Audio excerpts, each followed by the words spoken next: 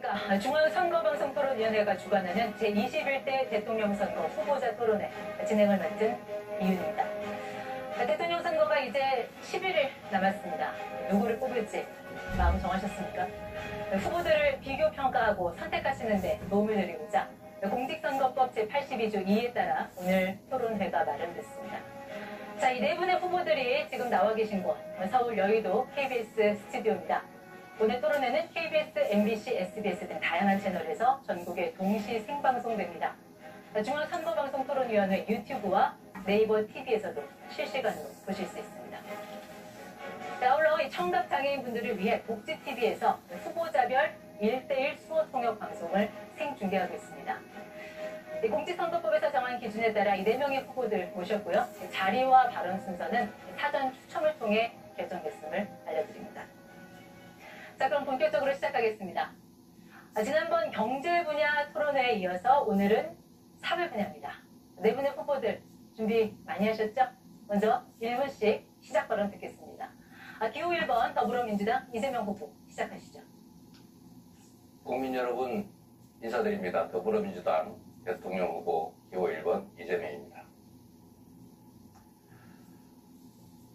오늘은 마침 노무현 전 대통령이 서거하신 지 16주년이 되는 날입니다. 전 국민의 사랑을 받으셨고 국민과 소통하면서 권위를 버리고 오로지 사람 사는 세상을 원했던 그분이셨습니다. 반칙과 특권 없는 세상을 원하셨지만 여전히 반칙과 특권은 행해하고 있습니다. 특히 국민 주권, 헌정 질서를 파괴하는 계엄이라고 하는 이 황당한 내란 사태에 온 국민이 놀라고 있습니다. 헌정 질서를 회복하는 것은 무엇보다도 중요합니다. 국민이 주인으로 존중받고 모든 국가 권력이 국가 역량이 오로지 국민만을 위해서 쓰여지는 제대로 된 민주공화국, 진짜 대한민국을 반드시 만들어야 합니다. 저 이재명이 반드시 해내겠습니다. 네, 다음은 기호 2번 국민의힘 김문수 후보입니다. 네, 여러분 거리에 플래카드가 많이 붙어 있는데 이제부터 진짜 대한민국 이렇게 붙어 있습니다. 방금 이재명 후보도 이제부터 진짜라고 하는데 그러면 그전에는 전부 가짜 대한민국이었습니까? 정말 의학이 짝이 없습니다. 그런데 이렇게 말하는 분은 진짜 총각입니까? 가짜 총각입니까? 진짜 검사입니까? 검사 사칭입니까? 벌금 150만 원 받았지 않습니까? 이렇게 민주당이 지금 공직선거법의 허위사실 유포죄를 삭제를 해가지고 지금 거짓말 많이 하는 사람이 유리하도록 이렇게 법을 바꾸고 있습니다. 이게 말이 됩니까? 이 거짓말을 이렇게 계속하고 총각사칭, 검사사칭까지 하면서 어떻게 정말 진짜 대한민국을 말할 수 있습니까? 국민 여러분, 여러분의 소중한 한 표로 이 가짜를 물리칩시다. 가짜를 확 대체하고 진짜 정의로운 정치를 만듭시다. 네, 이어서 기호 5번 민주노동당 권영구 후보 발언하시죠. 국민 여러분, 얼마나 분통이 터지십니까? 감옥에 있어야 할 윤석열이 부정선거 음모론 다큐를 즐기며 거리를 활보하고 있습니다. 게다가 김문수 후보는 영화도 많이 보시고 사람도 많이 만나시면 좋은 거 아닌가 라며 맞장구를 치고 있습니다. 정말 어이가 없습니다. 분통이 터집니다. 이런 분열과 불의가 판치는 세상에서 어떻게 사회통합을 말할 수 있겠습니까? 지금 당장 윤석열을 구속시켜야 합니다. 땀 흘려 일해도 집 한 칸 없고 장사가 안 돼 가슴이 무너지고 매달 대출금 갚기도 힘들고 전세로 절망하는 이웃들의 고통을 더는 방치할 수가 없습니다. 불평등과 차별을 갈아엎고 모두가 사람답게 사는 세상을 만들겠습니다. 저 권영국이 정권 교체를 넘어 사회 대기업으로 함께 나서겠습니다. 감사합니다. 다음은 기호 4번 개혁신당 이준석 후보. 이의 있습니다. 토론을 해야 합니다. 저는 노무현 대통령께서 외쳤던 이의 있습니다 라는 외침이 지금 우리 사회에 꼭 필요한 정신이라고 생각합니다. 거대 양당의 국민연금 야합, 국가재정을 막 써도 된다는 막사니즘, 부정선거 음모론까지 기득권에 맞서는 이야기를 하면 어린 놈이라 깔보고 쫓아내는 세상 속에서 저는 늘 이익이 있습니다를 외치며 살아왔습니다. 오늘은 노무현 전 대통령 서거 16주기가 되는 날입니다. 그분은 바보 노무현으로 자신을 낮췄지 국민을 바보라고 경멸하지 않았습니다. 자신의 사이비 호텔 경제학에 의문을 제기하는 국민을 바보라고 조롱하는 후보가 감히 노무현을 입에 올리는 세상에서 진정한 노무현 정신은 어디 있나 생각해 보게 됩니다. 오늘의 이의가 내일의 상식이 될 때까지 함께 갑시다. 네, 네 분의 이 시작 발언 잘 들었습니다. 오늘 토론은 총 3개의 주제로 구성했습니다. 첫 번째 주제는 제가 공통 질문을 드리면 우선 답변하시고 그 이후에는 시간 총량제 토론으로 진행하겠습니다. 두 번째, 세 번째는 각 주제별로 후보들 공약을 듣고 그 이후에는 주도권 토론으로 진행됩니다. 그리고 마무리 발언으로 오늘 토론은 끝내겠습니다. 네, 자, 오늘 토론 첫 번째 주제 사회 갈등 극복과 통합 방안입니다. 공통 질문 드리겠습니다. 지난 3월 통계청에서 발표한 2024 한국의 사회 지표를 보면 이 수도권과 지방 그리고 세대 간, 종교 간, 성별 간 갈등이 전년보다 크게 증가했습니다. 분열과 대립에 국력을 소모하는 나라에선 국민의 삶이 결코 나아질 수 없습니다. 모두가 공존할 수 있는 사회 통합 방안 좀 어떤 생각 갖고 계신지 후보들 입장 듣겠습니다. 자, 이번에는 김문수 후보부터 답변 시간 1분 30초입니다.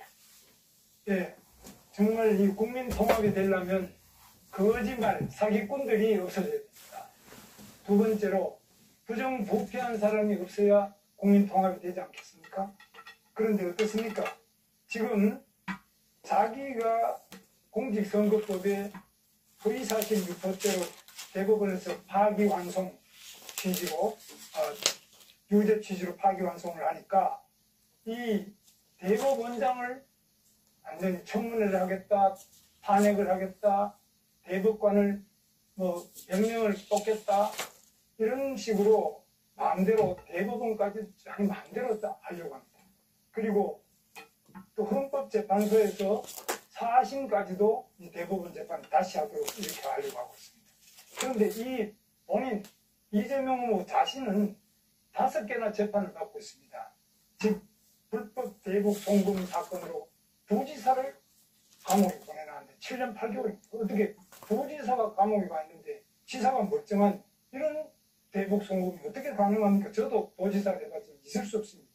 백현동, 대잔동 비리로 얼마나 많은 사람들이 감옥에 가 있고 얼마나 많은 사람이 의문사를 했습니까? 뿐만 아닙니다.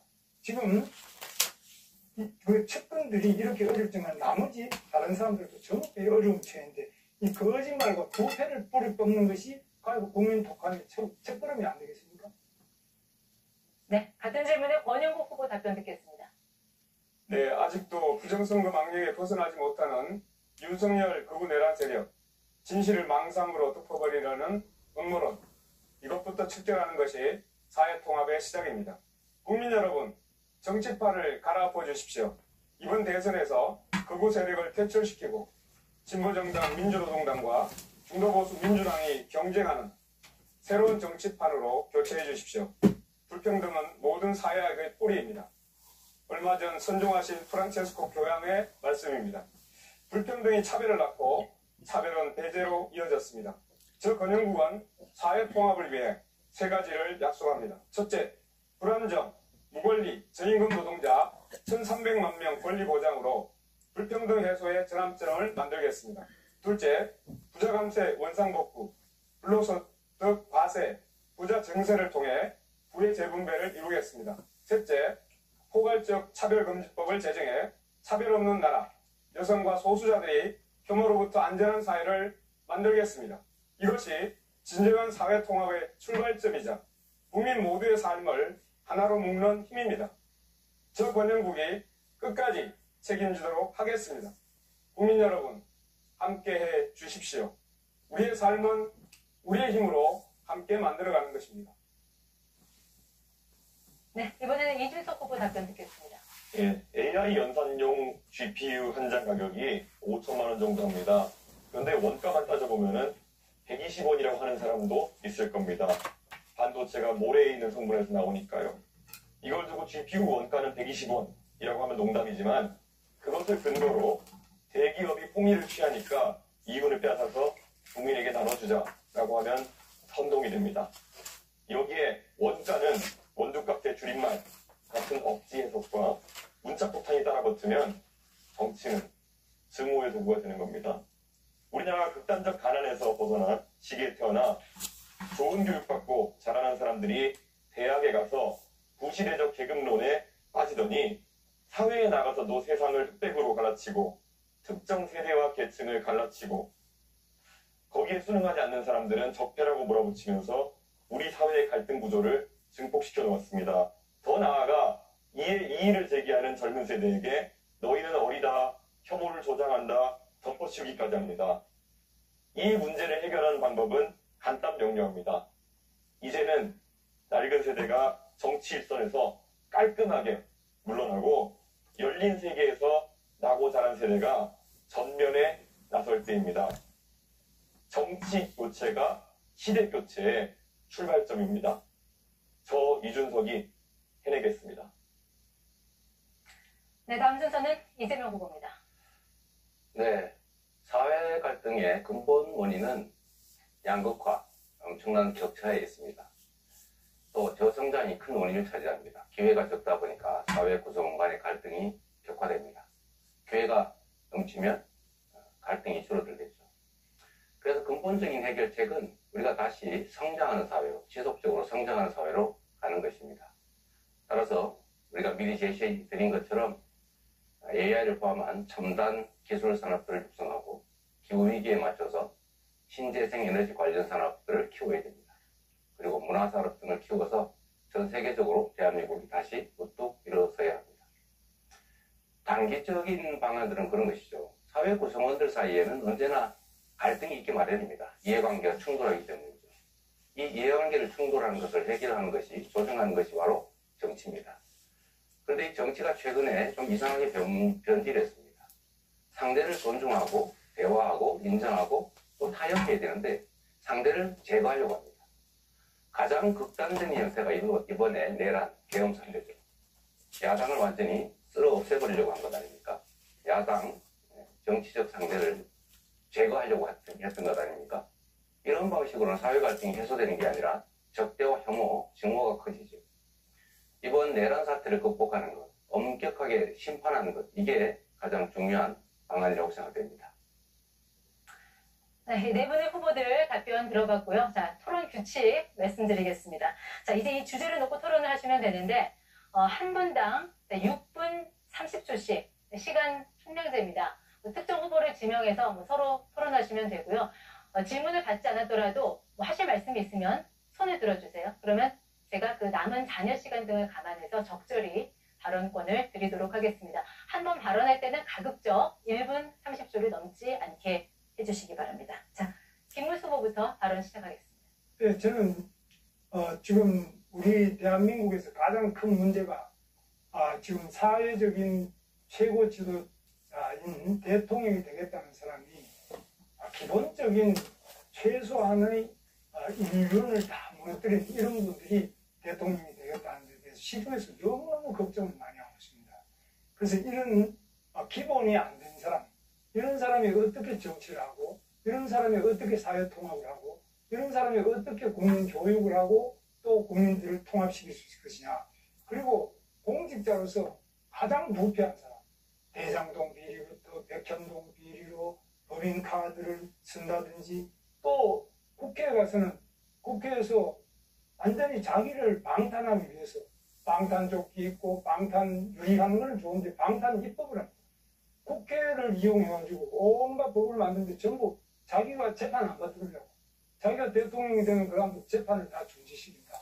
그리고 자기가 또 유죄 판결을 난 그 대법원장에게 청문회를 하겠다, 특검을 하겠다, 대법원을 아예 싹 바꿔가지고 뭐 100년까지 대법원 늘리겠다, 대법원 결정에 또 순종하지 않으면은 그 다음에는 또 헌법재판소에 판결을 받겠다, 이렇게 하는데 우리 이재명 후보한테 제가 묻습니다. 네.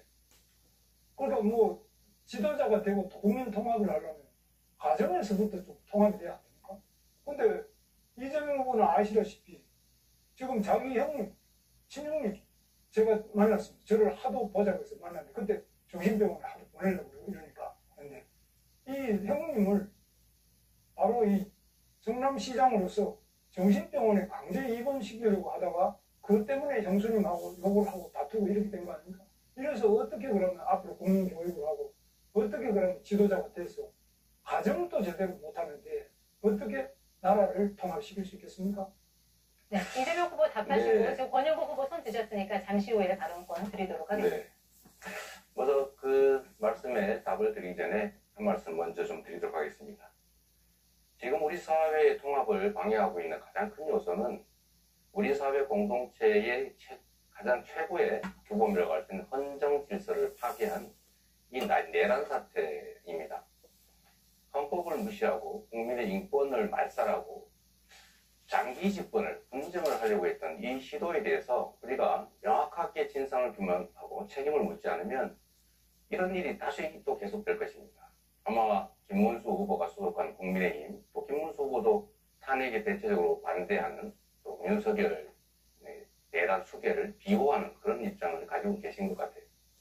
어쨌든 이 문제에 대해서는 우리 국민들께서 명확하게 좀 책임을 물어야 된다.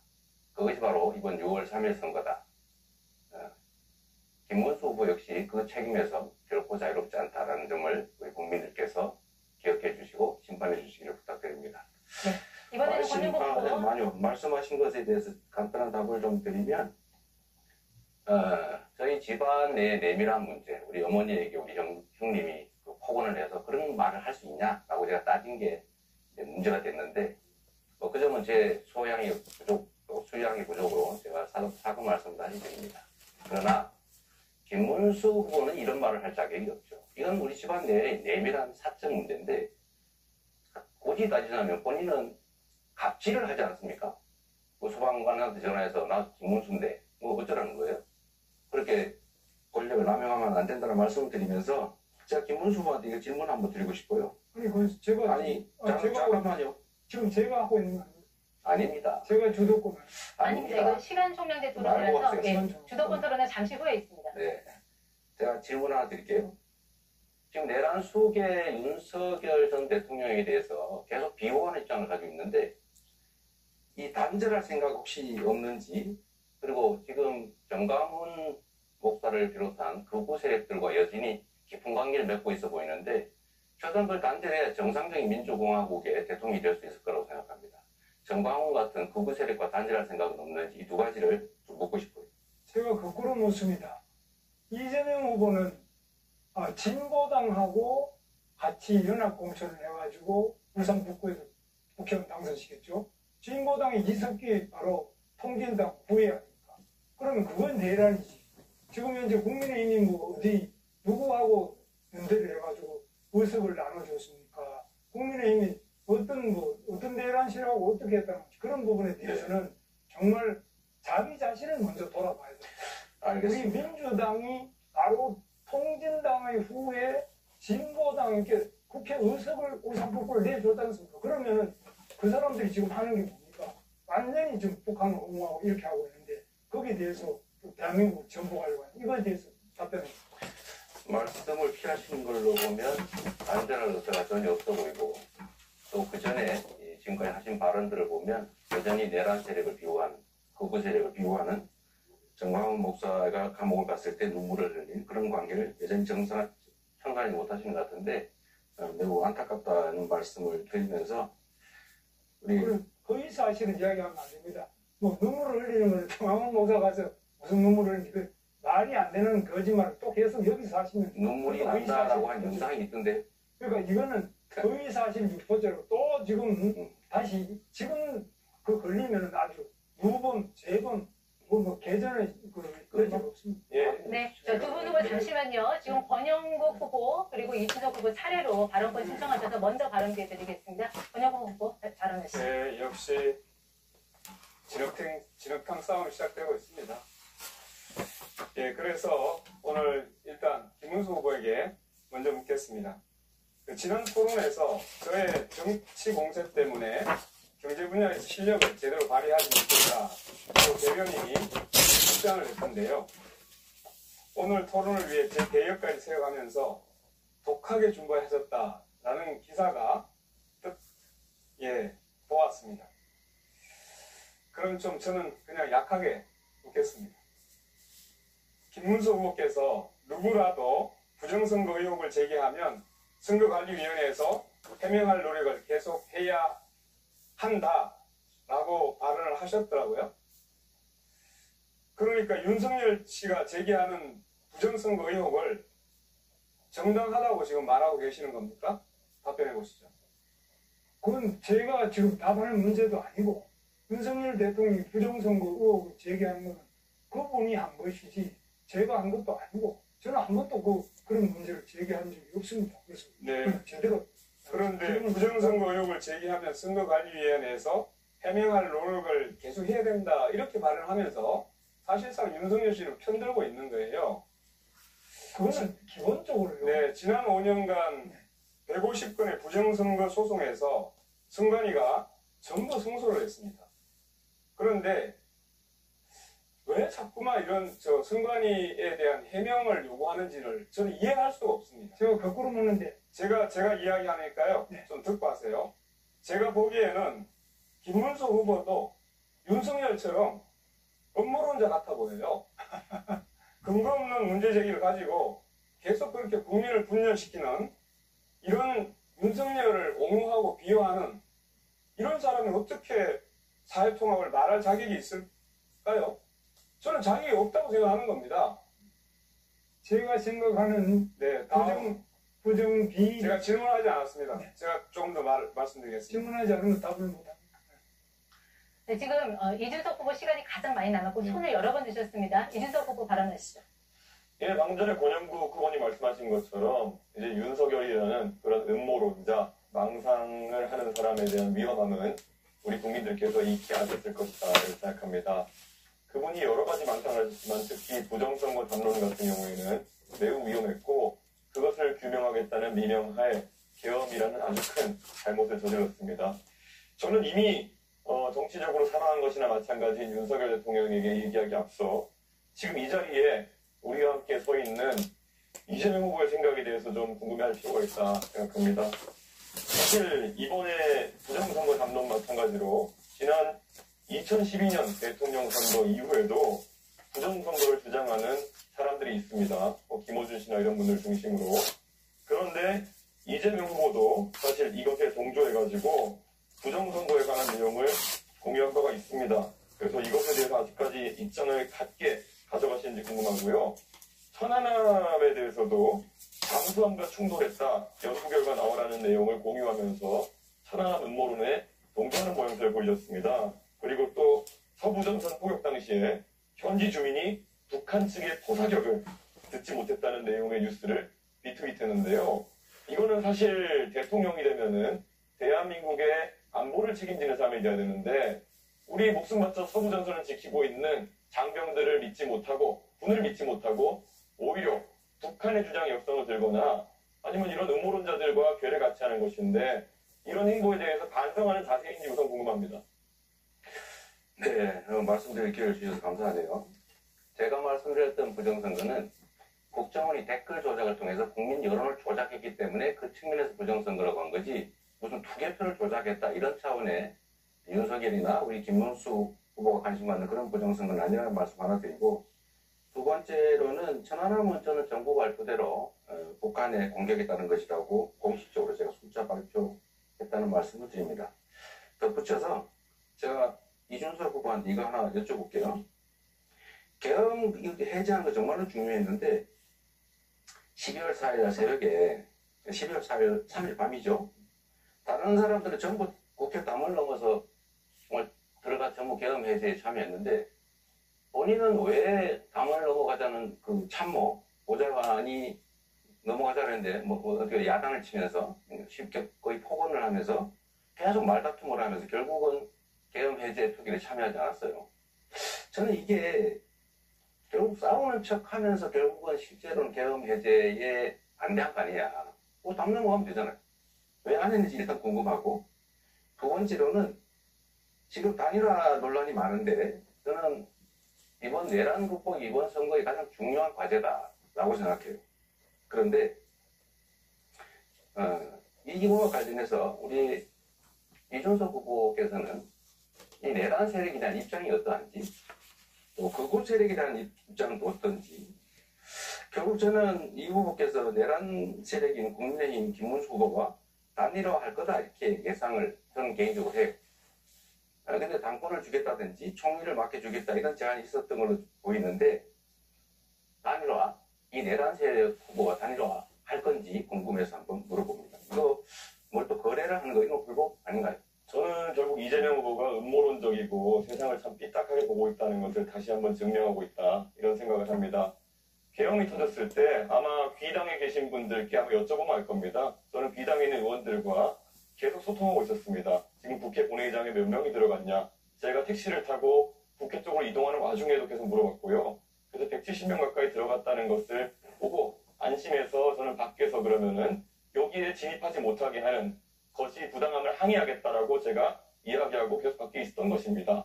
그리고 안에서 국회의장 비서실에도 연락해가지고 여기 밖에 지금 4명 정도 의원이 못 들어가고 있으니까 와서 우리를 들어가게 해달라라는 요청까지 했고 실제로 그분들이 오셨습니다. 저는 이번에 헌법재판소에서 계엄에 대한 판단을 내리면서 탄핵 판단을 내리면서 결국 이런 것들이 증거자료로 쓰인 것을 잘 알고 계실 겁니다. 그리고 제가 천하람 의원실에 저와 막역하게 지내는 비서관에게 그 얘기를 했을 시점은 이미 표결이 끝난 시점이었습니다. 제가 도착한 시점이 표결 한 5분, 4분 전이었고요. 그렇기 때문에 제가 안에 있는 민주당 의원들과 소통까지 해가면서 정확한 숫자를 파악해서 저는 밖에서 못 들어간 의원들과 같이 들어가겠다 했던 것입니다. 그것을 비난하는 의도를 저는 잘 모르겠는 것이 민주당에도 진입하지 못한 의원님들이 있는 것으로 알고 있습니다. 그분들은 그럼 이재명 후보의 논리대로라면은 계엄을 막을 생각이 없었다는 것입니까?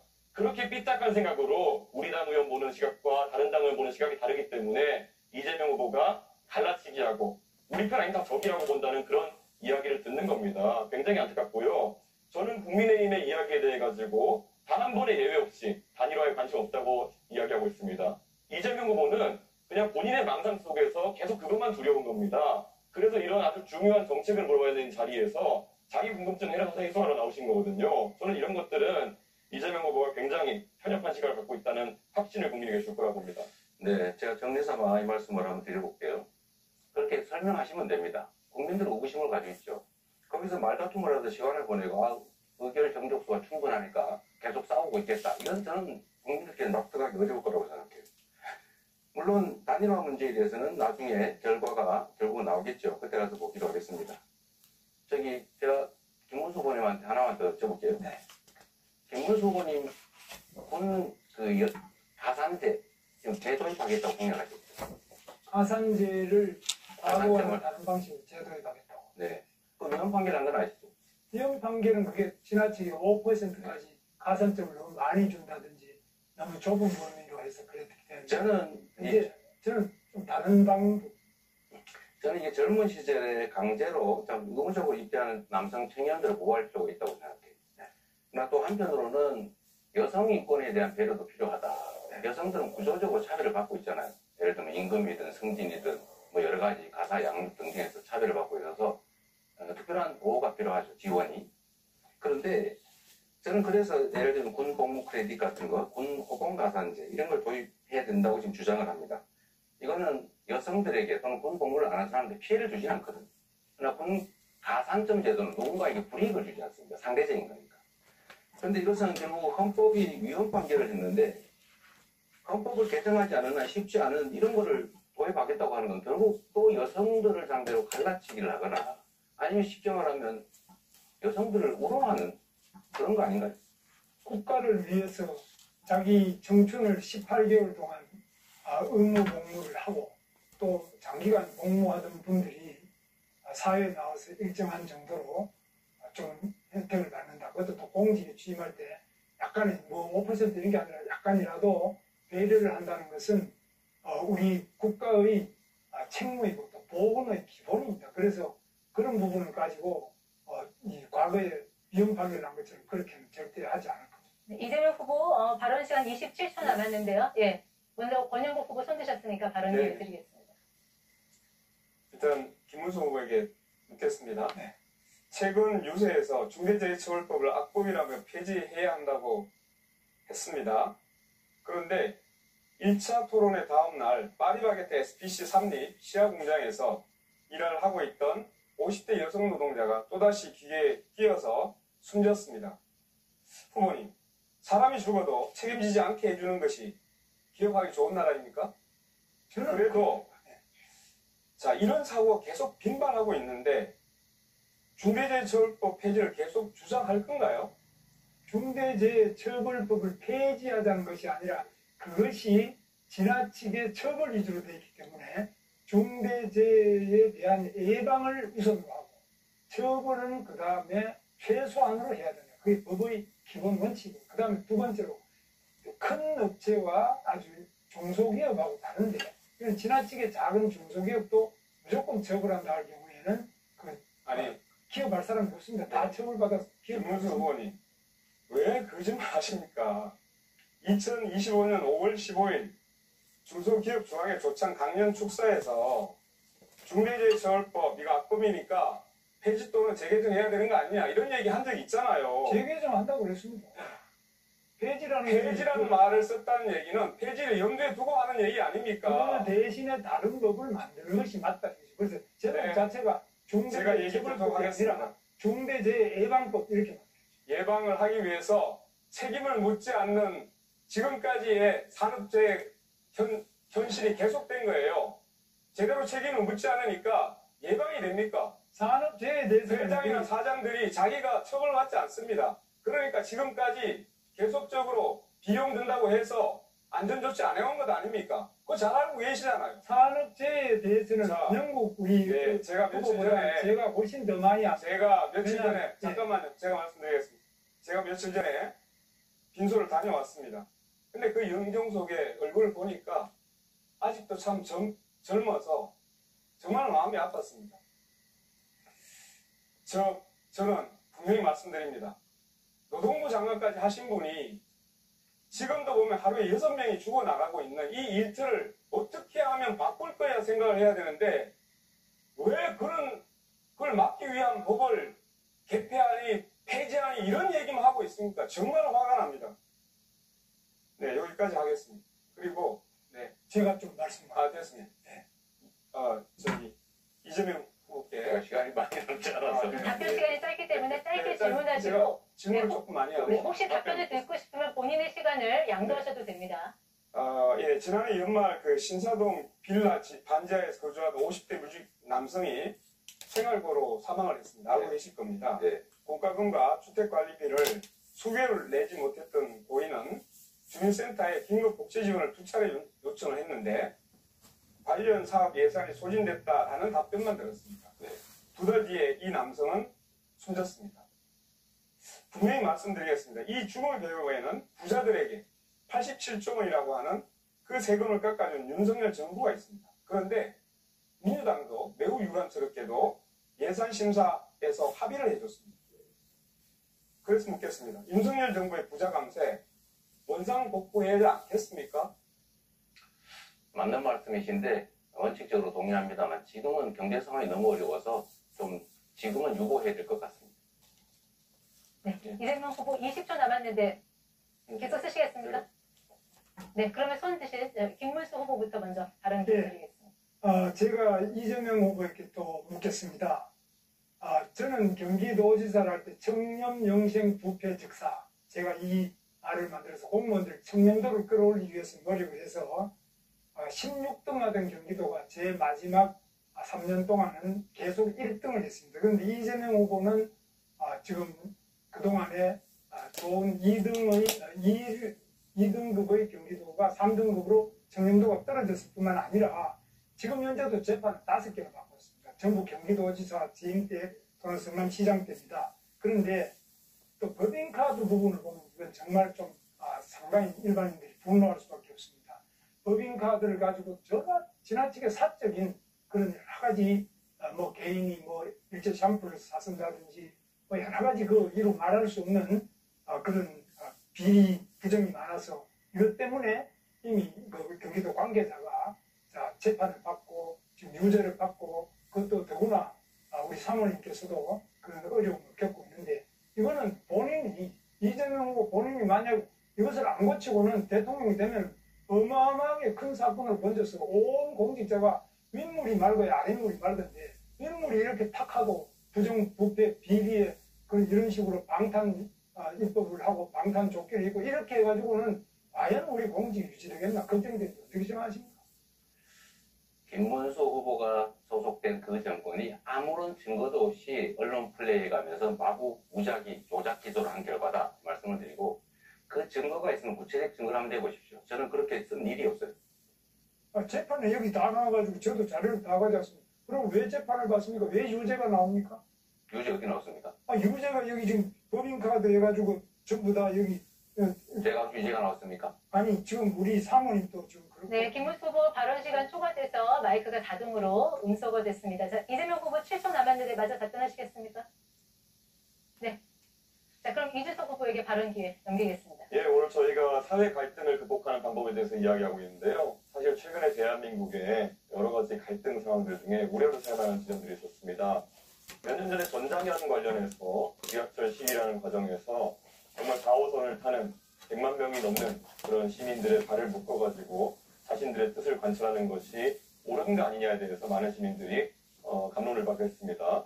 그 최근에는 동덕여대에서 공학전환 논의가 있을지도 모른다는 얘기 때문에 그 구성원들 중에 일부가 자신의 학교를 기물을 파손하고 그리고 라카치를 해가지고 학교를 거의 쓰지 못할 지경으로 만들어 놓은 사태가 있었습니다.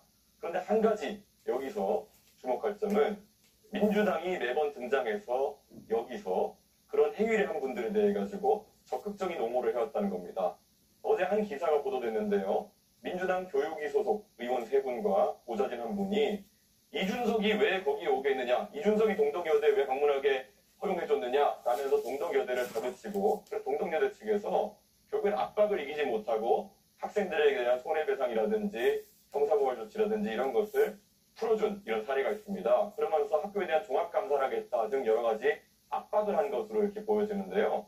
저는 사실 전장현이나 아니면 이런 동덕여대 폭력 사태 이런 것들에 대해 가지고는 사회 질서를 유지하기 위한 최소한의 원칙을 우리가 가져가야 된다 보는데 민주당이 자신들과 뜻이 비슷하면은 이런 식으로 개입해가지고 정치적 권력으로 책임을 면해주는 이런 상황.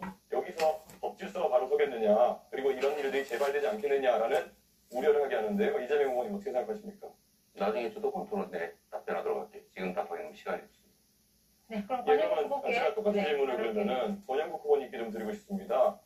이런 의미에서 민주노동당 같은 경우에는 앞으로 이런 사회 질서를 훼손하는 행위가 발생했을 때 민주당과 마찬가지로 만약 대통령이 되신다면은 옹호하는 스탠스를 취하실 건지 궁금합니다. 예, 질문이 잘못됐습니다. 전장현의 시위가 왜 발생했는지, 동덕여대 여학생들의 시위가 왜 발생했는지 그것을 먼저 물어야 됩니다. 원인이 있고 결과가 있는 것이지 지금 이준석 후보는 결과에 따른 갈등 사항만 이야기하고 있습니다. 과연 그게 문제를 풀 수 있는 길이라고 생각합니까? 그 원인이 무엇인지 그게 말씀해 사회 주시죠. 통합이라고 생각하십니까? 그 원인이 무엇인지. 그래서 다른 걸 하나 물어보겠습니다. 지금 농촌에서는 일당 11만 원이 돼도 이주노동자가 없어서 난리입니다. 그럼에도 이준석 후보는 이주노동자에게 차등임금제, 그러니까 최저임금을 다르게 설정하자고 공약했습니다. 이것이 과연 농촌 현실에 맞는 정책입니까? 우리 근로기준법 제6조는 국적에 따른 차별을 금지하고 있습니다.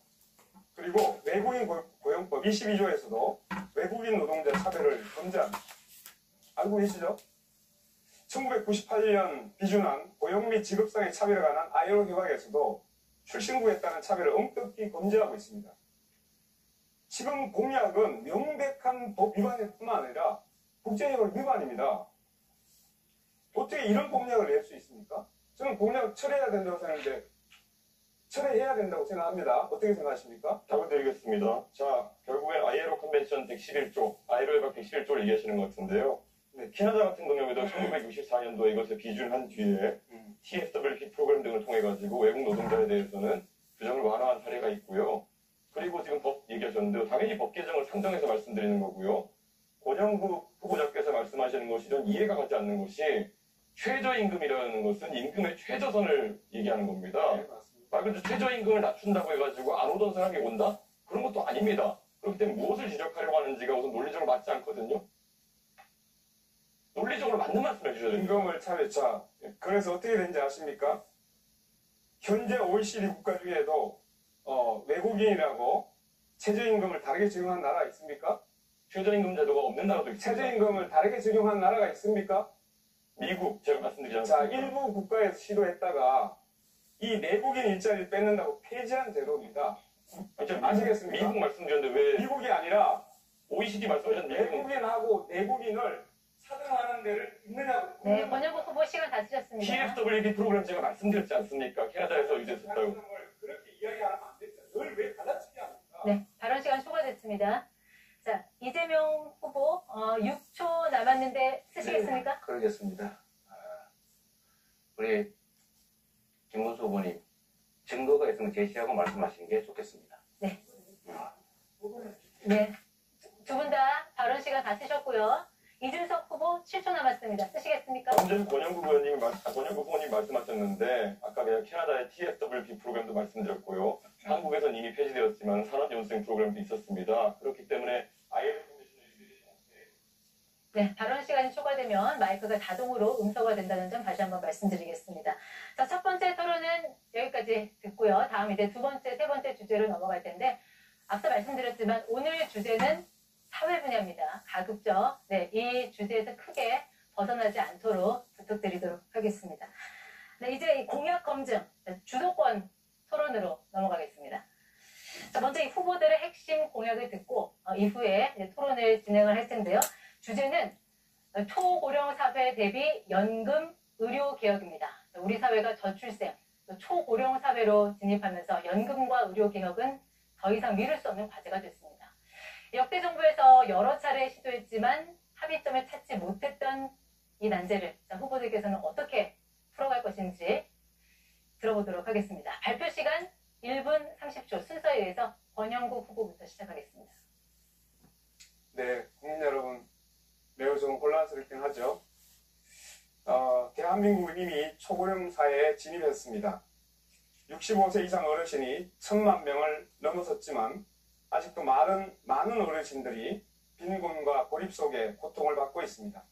이제 돈보다 생명이 우선하는 돌봄복지국가 시대를 열겠습니다. 첫째, 지자체 통합 돌봄 책임제와 간호간병 통합 서비스를 전면 확대해서 무상돌봄, 무상간병을 실현하겠습니다. 둘째, 군복무 전 기간을 연금기간으로 인정하고 자녀 출산 시 출산육아 크레딧으로 자녀 한 명당 24개월의 연금기간을 인정하겠습니다. 셋째, 프리랜서, 자영업자와 같은 지역가입자의 보험료를 50% 지원하고 기초연금을 월 70만원으로 인상하겠습니다. 넷째, 의료비 100만원 상한제 도입과 500병상 규모 공공병원 100개 확충으로 전국 어디서나 안심하고 치료받을 수 있는 보건망을 구축하겠습니다. 국민 한 사람 한 사람의 존엄을 지키는 것이 바로 국가의 사명입니다. 돈보다 생명이 우선인 나라, 돌봄과 존엄이 보장되는 나라, 저 권영국이 끝까지 책임지고 실천하겠습니다. 네, 감사합니다. 네, 다음으로 이준석 후보 공약 듣겠습니다. 윤석열 정부 시절 우리가 겪은 가장 황당한 정책 가운데 하나가 의대 증원입니다. 3,000명이던 정원을 5,000명으로 늘리겠다고 했지만 강의 시설도 증원 숫자의 근거도 사회적 수기도 없었습니다. 그냥 무조건 따르라는 식이었고 결국 전공의 복귀 안 하면 처단한다 라는 계엄 호고령으로 귀결되었습니다. 그래서 우리는 지금 조기 대선을 치르고 있는 겁니다. 아직도 우리 정치에는 이런 정치인이 많습니다. 대책을 부르면 잘하면 됩니다 라는 말만 반복하고 비판하면 극단적이시군요 하는 공격으로 덧불이 합니다. 무지성, 비과학, 비합리, 파란 옷을 입은 또 다른 계엄 세력입니다. 연금개혁도 마찬가지입니다. 구조는 손도 대지 않고 숫자만 바꾼 가짜 개혁으로 사회 초년생에게는 평생 5천만 원 가까운 부담을 떠넘기고 기성세대는 더 가져가는 밀실 합의라고 말했습니다. 여기에 문제 제기했더니만은 세대 갈등을 조장한다면서 또 적반하장으로 나옵니다. 저는 이미 신연금과 구연금의 분리, 신뢰 회복을 통한 단계적 의료 개혁안을 제시한 바 있습니다. 우리 사회의 많은 개혁은 정치 개혁으로부터 출발합니다. 국민 여러분, 점진적인 개혁을 통해 대한민국을 한 단계 업그레이드 시키겠습니다. 저 이준석이 해내겠습니다. 네, 다음 이재명 후보 공약 발표 듣겠습니다. 네, 전 세계에서 가장 가난한 노인이 많은 나라, 또 전 세계에서 노인 자살률, 말하기 그렇습니다. 자살률이 가장 높은 나라. 이런 노인 빈곤 문제를 반드시 해결해야 됩니다. 그런데 우리는 준비가 그렇게 충분하지 못했습니다. 지금 18년 만에 겨우 모수개혁이라는 걸 했습니다. 보험료를 얼마 낼 것이냐, 소득 대체율은 얼마를 인정받을 것이냐. 정말로 지난했습니다. 보험료를 4% 올려서 13%로 한다는 것까지는 대충 합의가 됐는데 소득 대체율을 놓고 50%냐 43이냐를 놓고 계속 싸웠습니다. 제가 윤석열 대통령을 만나서 직접 담판도 해보려고 했는데 제가 국민의힘이 제안하는 바대로 44%를 받겠다라고 했는데도 그걸 거부했습니다. 결국은 43%로 저희가 합의했습니다. 앞으로는 모수개혁을 넘어서서 이제 구조개혁을 해야죠. 기초연금, 국민연금, 퇴직연금 이런 걸 다 조정을 좀 해야 됩니다. 어려운 과정이긴 한데 누가 말씀하시는 것처럼 완벽하게 못했으니 비난하자. 그렇게 하면 안 됩니다. 그럼 아무것도 안 됩니다. 지금까지보다는 그래도 낮게 바뀌었다라는 점을 인정해야 합니다. 의료개혁도 공공의료, 필수의료, 지역의료를 반드시 살리는 방향으로 국민이 건강한 방향으로 반드시 바꿔나가야 되겠다 말씀을 드립니다. 네, 다음 김문수 후보입니다. 이번 의정 갈등으로 많은 어려움을 겪으신 국민 여러분, 또 환자 여러분, 또 의료진 여러분, 모든 분들에게 진심으로 죄송스럽다는 말씀을 올립니다. 정말 그동안 너무 고생이 많으셨고 여러 가지로 대화도 부족하고 대책이 제대로 되지 않아서 어려운 점이 있었는데 저는 의료 정책은 항상 현장 중심으로 또 원점에서 정면 재검토를 해서 완전히 새롭게 출발하도록 하겠습니다. 의사 선생님들과 환자 또 전문가 목소리를 충분히 받아들일 수 있도록 미래 의료위원회를 취임 즉시 구성해서 대화의 창구를 만들겠습니다. 항상 대화를 통해서 서로 이해하고 잘 합의해 나가는 방향으로 하겠습니다. 기존 의대 정원 방안은 물론 지역의료 필수 의료까지 과학적 근거와 사회적 합의에 기반해서 재검토를 하겠습니다. 그리고 두 번째로 국민연금 개혁이 문제가 있는데 청년의 반발이 큽니다. 2차 구조개혁을 즉시 착수하겠습니다. 청년들을 대표자로 많이 포함을 시켜서 청년들의 의견을 최대한 수렴해서 대개혁을 해내겠습니다. 청년이 불리하지 않은 개혁을 하도록 하겠습니다. 네, 후보들 공약 들어봤고요. 자, 1분 30초라는 짧은 답변에서도 후보들 간의 차이가 어느 정도는 드러난 것 같습니다. 바로 주도권 토론 시작하겠습니다. 이 주도권 토론은 말 그대로 주도권을 가진 후보가 상대 후보를 지명해서 질문과 답변을 이어가는 방식입니다. 주도권 가진 후보에게 6분 30초 시간이 주어지고요. 발언을 하실 때 반드시 2명 이상의 후보에게 질문을 하셔야 됩니다. 그리고 상대 후보에게는 답변 시간을 최소 30초 보장해 주셔야 되는 점 기억해 주시기 바라겠습니다. 자, 권영국 후보부터 주도권 토론 시작하시죠. 네, 이번에는 이재명 후보께 질문 드리겠습니다. 조금 빠르게 진행할 테니까요. 그렇죠. 빨리 답변 주시면 좋겠습니다. 기초연금 월 70만 원 인상을 제안하고 있습니다. 네. OECD 노인 빈곤율 1위, 노인 자살률 1위입니다. 기초연금을 월 70만 원 인상해서 노인 빈곤을 해소해야 한다고 생각합니다. 이 방안에 대해서 후보님 어떻게 생각하실까요? 결론적으로 말씀드리면 바람직한데 그렇게 하고 싶은데 현재 재정 여건상 쉽지가 않겠다. 그것보다는 일단 부부 감액 부분부터 좀 원작 복구하는 게 급하지 않을까 그 생각합니다. 네, 제가 한번 계산을 해봤습니다. 네. 작년 기준 1인 가구 최저 생계비가 133만 원입니다. 네. 국민연금 수급액이 67만 원인데 기초연금을 70만 원으로 인상해야 겨우 최저임금에 네. 도달합니다.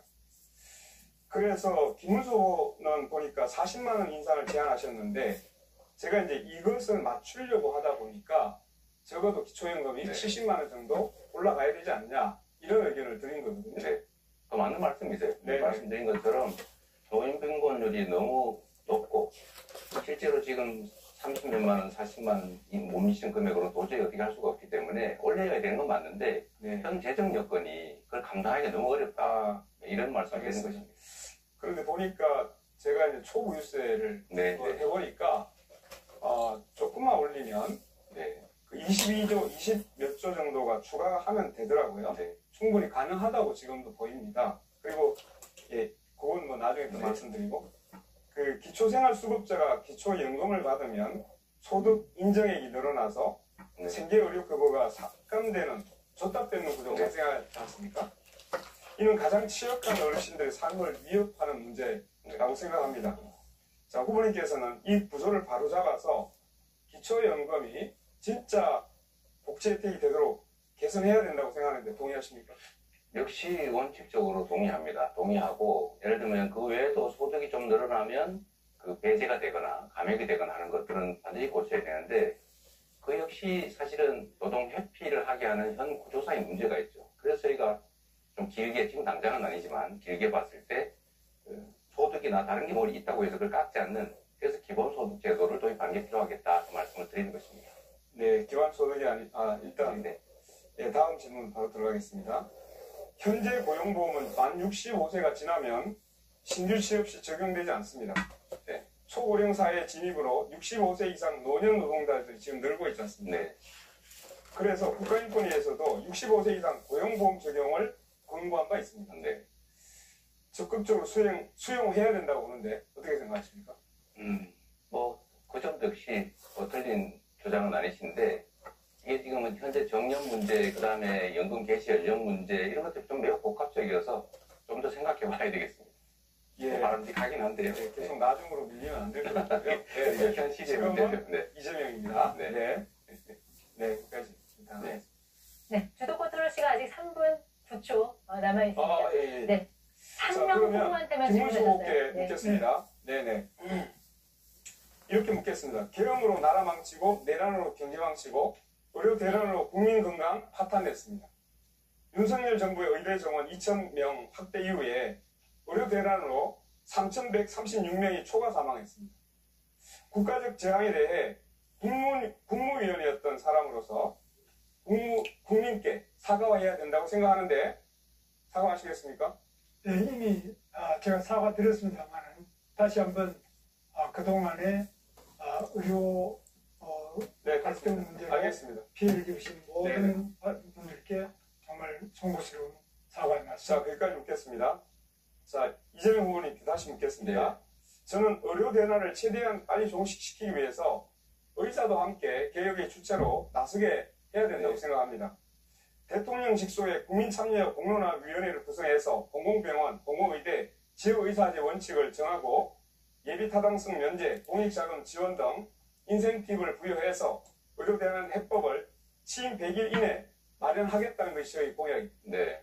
부모님 의견은 어떠세요? 아주 훌륭한 계획인 것 같습니다. 저희도 적극적으로 수용하겠습니다. 수용하겠습니까? 네. 저희도 그런 똑같지는 않지만 그런 내용이 있습니다. 네, 일단 거기까지 묻겠습니다. 자, 이준석 후보께 한번 묻겠습니다. 제가 이제 쭉 토론하시는 걸 보니까 그동안 이 남녀 갈라치기, 장애인 혐오, 차별금지법 반대 이런 걸 가지고 분열을 자꾸 부추겨 있는 것 같아요. 제가 옆에서 보니까. 그리고 공공병원은 현실적이지 않다라고 평가를 하셨습니다. 공공의료마저 갈등의 대상으로만 보시는 겁니까? 우선 저에게 혐오라는 낙인을 찍으시려면요. 혐오의 정의에 따라서 제가 무엇을 잘못했는지를 구체적으로 말씀해 주셔야 그것이 아마 국민들께 와닿을 겁니다. 네네. 제가 혐오에 해당하는 행위를 한 것이 무엇이 있는지 혹시 말씀 주실 수 있나요? 네, 장애인 시위에 대해서도 주로 왜 일어났는지 이야기하는 것이 아니라 주로 그 결과에 대해서 비난을 했던 것 같고요. 제가 행위에 대해서 그리고 지적을 했기 주로 때문인데 이대남의 얘기를 주로 하시는 것 같아요. 이대남의 얘기랑 구체적인 사례가 있습니까? 자, 요거 하면 묻고 그러니까 넘어가겠습니다. 상대를 비난할 때 자. 느낌적 느낌으로 넌 이런 사람이야 단정 짓는 게 예전에 민주노동당 그래서 아까- 정의당을 보고 빨갱이 아니야 했던 것과 동일한 얘기거든요. 잠깐만요. 그러니까 잠깐만요. 구체적인 제가 얘기로 주로 하고 비난해 있습니다. 주십시오. 자, 예. 묻는 것 답변하세요. 그 공공의료마저 갈등의 대상으로 보시는 겁니까? 라고 물었어요. 저는 그런 프레임 자체에 동의하지 않는 게요. 네네. 공공의료가 제가 성남시 의료원도 다녀왔지만 네네. 저는 과연 이것이 그럼 어떤 형태로 동작할 수 있겠냐에 대해서 합리적인 질문들을 던졌고 성남시 의료원 관계자들이 열심히 하는 것과 관계없이 실제로 지금 거의 운영이 네, 불가능할 거기까지. 정도 30초 해당하셔야 됩니다. 아, 네. 네. 운영할 수 있을 정도의 그런 어떤 환경이 마련되지 않았다. 그걸 지적한 것인데 무조건 공공자만 붙으면 전부 다 우리가 이것을 좋은 것으로 받아들여야 되느냐? 이건 아니라고 봅니다. 네, 권영국 후보 시간 다 쓰셨고요. 자, 바로 이어서 이준석 후보 주도권 토론 시작하세요. 이재명 후보님 여쭤보고 싶은 게요. 간병비 관련해가지고 결국 네. 보장성을 높여야 된다라는 정책을 주셨는데 이 간병비 되게 중요합니다. 네. 근데 이게 금액으로 따지면 한 연간 15조 정도까지 이제 될 수 있다고 합니다. 지금 건강보험료가 97조 정도 재정이고요. 지금 추계에 따르면은 2033년 되면은 마이너스 30조 정도로 적자가 난다. 이런 얘기가 나오고 있습니다. 최근에 의정 갈등으로 잠깐 흑자가 난 것처럼 보이지만은 구조적으로는 마이너스 30조 적자가 날 수밖에 없는데 그러면은 그 15조 정도의 어떤 추가적인 간병비 혜택이 들어가게 되면은 이거의 재원 마련은 어떻게 되는 것입니까? 그게 전액이 다 든다고 생각하는 것 전제가 좀 잘못된 것 그럼 같아요. 어느 정도 비율로 생각하시는지? 저는 우리 의료 재정이 허용되는 범위 내에서 간호감정을 복합적으로 하는 게 필요하다. 그리고 그것도 대상자나 질병이나 이런 것들에 따라서 재정 여건에 따라 확대해 갈 필요가 있다는 것이고요. 특히 요양병원도 이런 간병 지원을 좀 해야 되겠다고 해서 정부도 지금 시범사업을 하고 있는데 그런 식으로 조금씩 늘려가면 됩니다.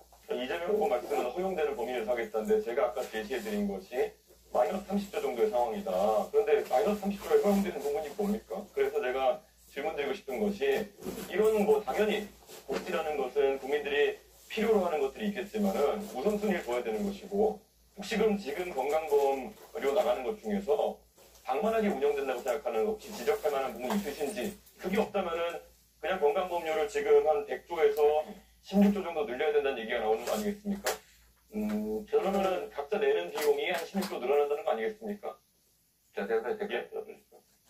저는 우리 의료보험 재정 지출 중에서 예를 들면 지금 의료 쇼핑 같은 거 있지 않습니까? 너무 무제한적으로 일병원 저 병원 다니는 게 있고 아주 경증이고 간단하게 진료할 수 있는데도 다 병원을 이용하는 이런 부분들에 대해서 약간의 조정이 좀 필요하지 않을까 싶은 생각을 하고요.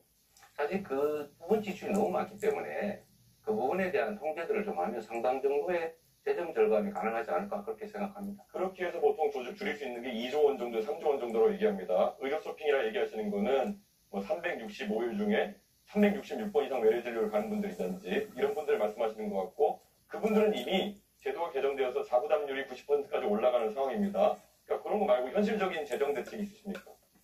그게 제일 크다고 생각해요. 2, 3조 규모라는 거예요. 그거로도 크지 않습니까? 15조 하신다면서요? 내가 언제 15잔도 했어요. 본인이 그렇게 주장하죠. 간병비 몇 프로까지 그럼 지원하셔야 됩니까?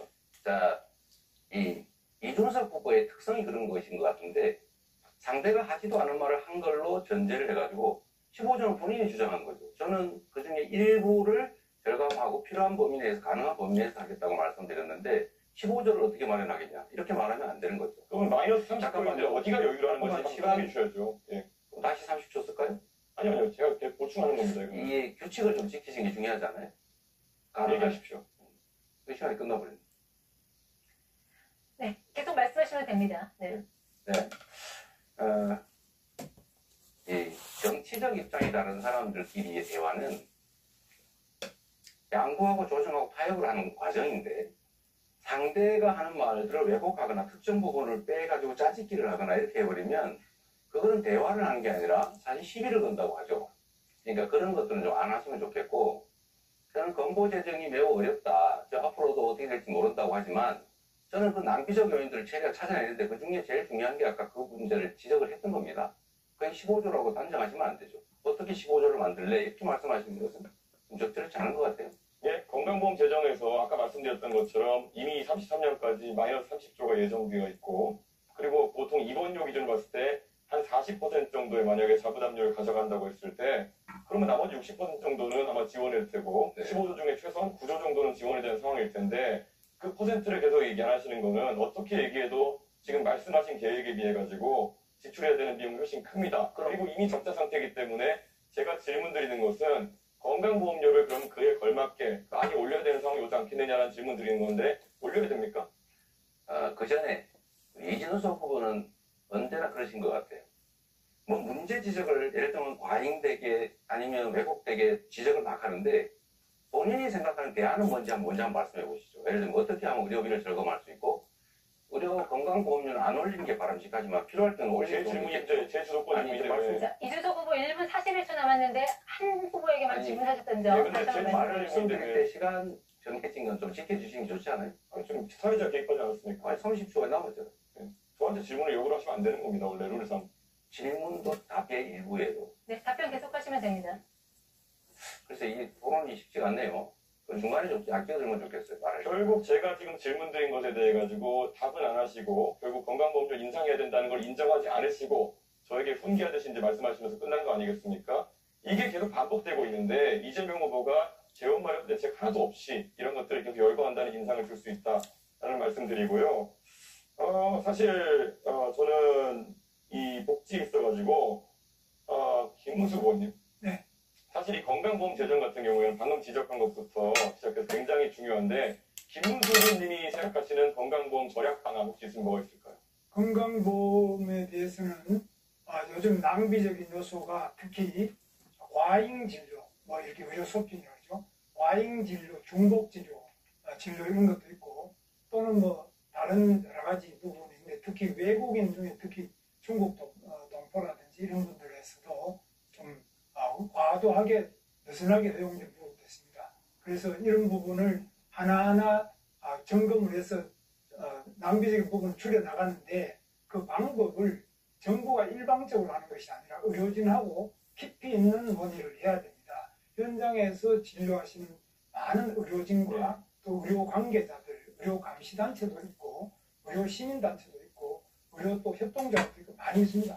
이런 분들하고 저는 회의를 통해서 어느 부분에 낭비가 있는지 듣고 거기에 맞춰가지고 현장에서 네. 네. 그래서 그냥 자, 이준석 후보 주도권 토론 끝났고요. 자, 다음 주도권은 이재명 후보에게 넘기겠습니다. 네, 제가 기회를 먼저 드리겠습니다. 본인은 어떻게 의료비를 절감하시겠습니까? 저는 과감하게 의료 혜택 중에서 과학적인 그런 어떤 효과가 입증되지 않은 것들은 줄여야 되고요. 그리고 우리가 메르스라든지 아니면 코로나를 겪으면서 결국에는 진료비가 이제 과다하게 늘어난 부분에 대해서는 감축을 해야 된다. 예를 들어서 문재인 케어를 통해 가지고 대한민국이 지금 전 세계에서 MRI를 가장 많이 찍는 나라가 됐습니다. 저는 그런 부분에 대해서 국민들께 솔직하게 얘기하고, 감정비가 더 중요하기 때문에 한번 이건 삭감하는 것을 이야기해 봅시다, 이렇게 해야 되는 것인데, 이재명 후보는 이런 삭감이나 이런 것에 대해서는 말하는 걸 주저하시고 알겠습니다. 뭐 더 주겠다 이런 말씀하시는 게 바로 차베스 같은 겁니다. 어쨌든 제가 이런 지적은 가능하면 안 하려고 하는데 혹시 밥 맥티어라고 아세요? 모르시죠? 네. 루카스 차이제 모르시죠? 호텔 경제학의 그 원본 네. 한국은행에서 5만 원을 쓰는 법, 이거 저 그림표 있는 거 보셨어요? 그거는 호텔 취소하고 이런 게 없지 않습니까? 아니, 보셨어요? 사장님이랑 고생하셨는데 전혀 다른 얘기입니다. 자, 이 밥 맥티어나 아니면 이거 미하일 슈미츠 살로몬, 루카스 차이제 이런 사람들이 그 $100 이야기라고 인터넷에 치면 많이 나와요. 거기에 똑같은 얘기가 나옵니다. 호텔에 누군가 투숙을 하려고 했는데 그 돈으로 $100 또는 100유로로 옆에 이렇게 돌다가 결국 돈이 돌아왔는데 그 고객이 갔다.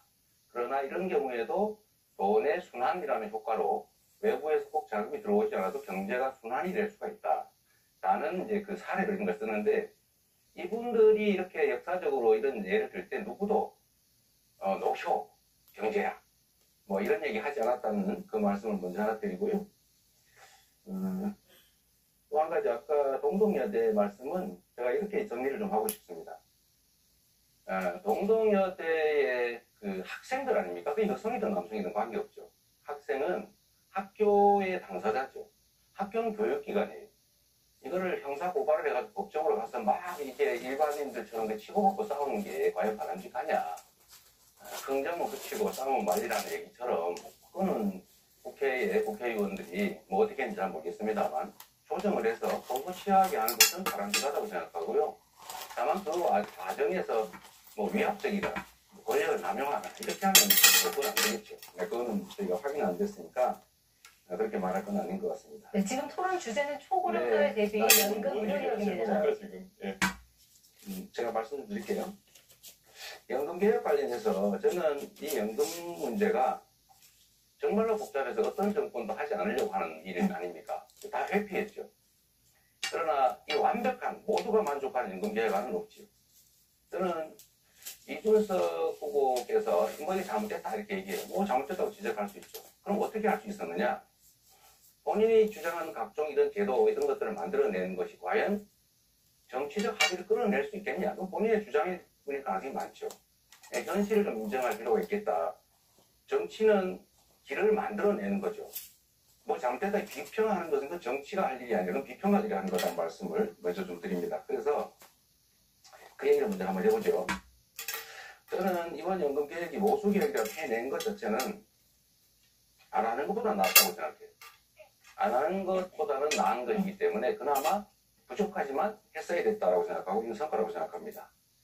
이제 앞으로 이제 구조 개혁을 해야죠. 이제 쉽지는 않은 일입니다. 아마 엄청난 진통이 있을테고 잘 될지도 잘 모르겠어요.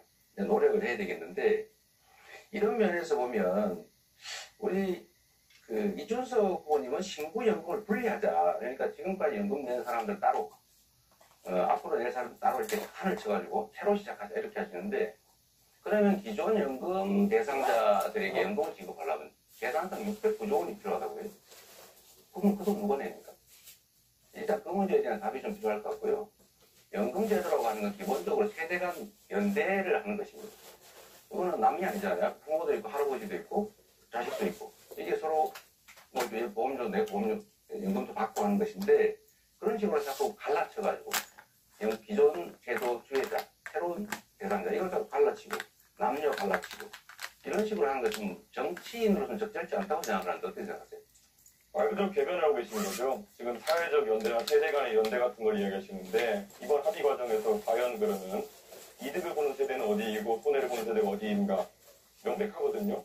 결국에는 지금 바로 소득 대체율을 올림으로 인해 가지고 받아가는 세대는 바로 받아가게 되고 내는 세대는 4% 가까이 인상된 금액을 평생 내야 되는 것이고 그래서 5천만 원 더 내고 2천만 원 더 받아가는 구조다 이런 얘기가 나오는 거라서 대한민국의 젊은 세대는 가만히 앉아서 한 사람당 3천만 원 이상의 손실을 그냥 떠있게 된 거거든요. 그리고 아까 자꾸 힘의 논리 같은 걸 얘기하시는데요. 본인들이 입법하는 것이 다수라 해가지고 옳은 게 아닙니다. 법원 그렇게 법박하고 하고 본인 방탄하기 위한 입법한다고 그게 옳은 게 되는 게 아니라는 말씀드립니다. 김문수 후보님은 어떠세요? 자동 조정 장치라고 하는 거를 도입하면 지금 연금 내는 사람 언제 연금을 깎을지 몰라서 불안할 것 같아요. 그 문제에 대한 대책을 좀 말씀해 주시고 어쨌든 저는 연금이라고 하는 기본적인 이념은 연대의 가치에 있다라고 생각해요. 나는 절대 손해 안 볼 거야 라고 하면 연금이 불가능하죠. 의견 한번 말씀해 주시죠. 자동조동 장치는 국가가 상당한 부분을 책임져야 되는 장치인데 이것은 저는 필요하다고 봅니다. 특히 젊은 세대들이 여기에 대해서 매우 불안하게 생각하고 있기 때문에 자기들은 뭐 내기만 되고 나중에 빈강봉 되는 거 아니냐 이런 우려를 해소해 줄 수 있는 가장 적극적인 조치가 바로 자동조정 장치가 아니냐 저는 그렇게 생각하고 우리 이재명 후보께서도 동의하실 거라고 생각합니다. 저는 지금 단계로 그걸 도입하게 되면 연금을 내는 사람들이 불안해서 연금에 대한 신뢰가 깨질 것 같아요. 이미 연금 액수가 너무 적고 아직도 우리는 13% 정도를 내게 되는데 되게 OECD 평균 18% 아닙니까? 네, 발언 시간 끝났습니다. 이재명 후보님. 바로 이어서 김문수 후보 무조건 토론이니까요. 네, 계속 저는 이제 퇴직연금을 지금 많이 하고도 있지만 이것을 의무화할 필요가 있다. 그래서 1층에는 국민연금, 2층은 퇴직연금, 3층은 개인연금 이렇게 해서 우리 국민 모두가 노후에 1, 2, 3층의 세 겹의 보호를 받을 수 있도록 하는 것이 매우 필요하다고 생각합니다. 그런데 이 퇴직연금은 대기업의 근로자들은 거의 적용되고 있지만 좀 작은 기업이 부족합니다. 이런 작은 기업들의 퇴직금을 연금화시키는 데는 목돈 마련이 필요한 근로자들에게 국가가 저리로 용자를 해준다든지 또는 그 목돈이 필요한 그 내부에 유보된 퇴직금을 자기 운영자금으로 쓰고 있는 중소기업인들에게 국가가 일정한 장기 저리 용자가 필요하다는 이런 것들을 주장을 하고요.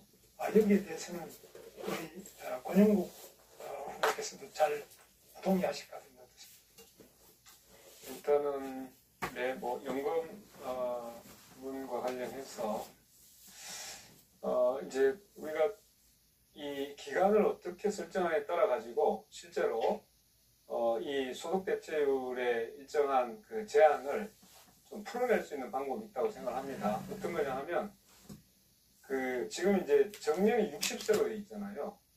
그러면 정년을 65세로 연장을 하고 이 기간을 국민연금의 가입 기간으로 늘리게 되면 그럼 실질적으로 가입 기간이 늘어남에 따라서 소득 대체액이 그만큼 증가하는 효과가 발생하죠. 네. 그래서 제 시간이 짧아가지고 그 정도 말씀드리겠습니다. 네네. 그리고 다음에는 우리 이재명 후보에게 말씀드리는데 이재명 후보께서 지난 작년 1월달에 부산에 가셔서 불행하게도 그런 어려움을 겪으셨는데요. 저도 절대 그런 일이 재발돼서는 안 된다고 생각합니다. 그런데 부산대병원의 군역외상센터가 전국 1등의 병원 아닙니까? 네. 그런데 왜 그러면은 이재명 후보 본인께서 그때 부산대병원이 전국 최고 등급의 외상센터인데 서울대병원으로 옮기셨는데 이 과정에 또 이제 헬기를 타고 오셔가지고 네. 굉장히 이게 황제 헬기 아니냐, 저 사람 대통령 되기 전에 완전히 황제 행세를 하는 거 아니냐. 네. 그리고 저렇게 좋은 지방병원을 두고 왜 그러면 서울대병원으로 가느냐. 또 본인이 또 만든 성남의료원 또 있어요. 거기는 안 가요. 그러니까 본인이 그렇게 자랑하고 이게 자신의 최대 치적이라고 하는 성남의료원도 안 가고 서울대병원을 가요. 그래서 이런 부분에 대해서 국민들이 이거 이상하다. 어떻게 좀 해명을 하면 네. 뭐 이런 해명을 할 수 있는 기회를 주셔서 감사드립니다. 네. 우선은 성남의료원은 왜 안 가느냐. 성남의료원은 아마 혈관 수술하는 그런 인력이 없을 것 같아요. 그럼 뭐 검토를 못 해봤고요.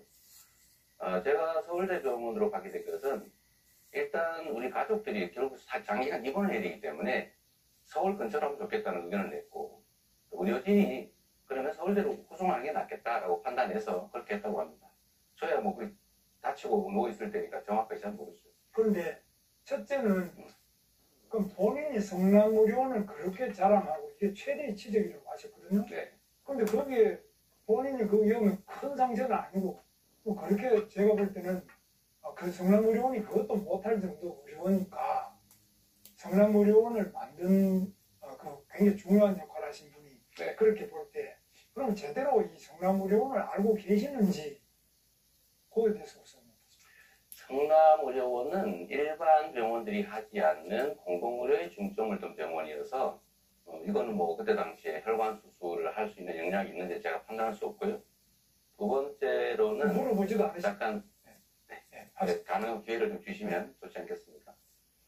두 번째로는 뭐 간단한 수술 이렇게 말씀하시는데 제가 동맥은 1mm를 벗어났고 정맥은 67%가 잘려서 1mm만 더 깊이 들어갔거나 옆으로 들어갔으면 사망한 그런 상황이었다는 그 말씀을 좀 드립니다. 네, 좋습니다. 그 다음에 부산 지역에 있는 의사들이든지 부산대병원은 우리나라에서 굉장히 좋은 중증 외상센터, 권역별 외상센터가 있는데 부산대병원은 모든 수술 준비도 다 해놓고 자기들이 계속 1등급을 받고 있는 참 좋은 병원인데 우리 이재명 후보께서 헬기 타고 그냥 나 간다 이렇게 하니까 그 지역에서 의료에 계시는 많은 분들이 허탈하고 정말 굉장한 그런 모욕을 느끼고 우리 여기서 과연 제대로 진료를 할 수 있겠느냐 이런 어떤 옹호하고 허탈한 생각에 대해서는 생각을 안 하셨는지요?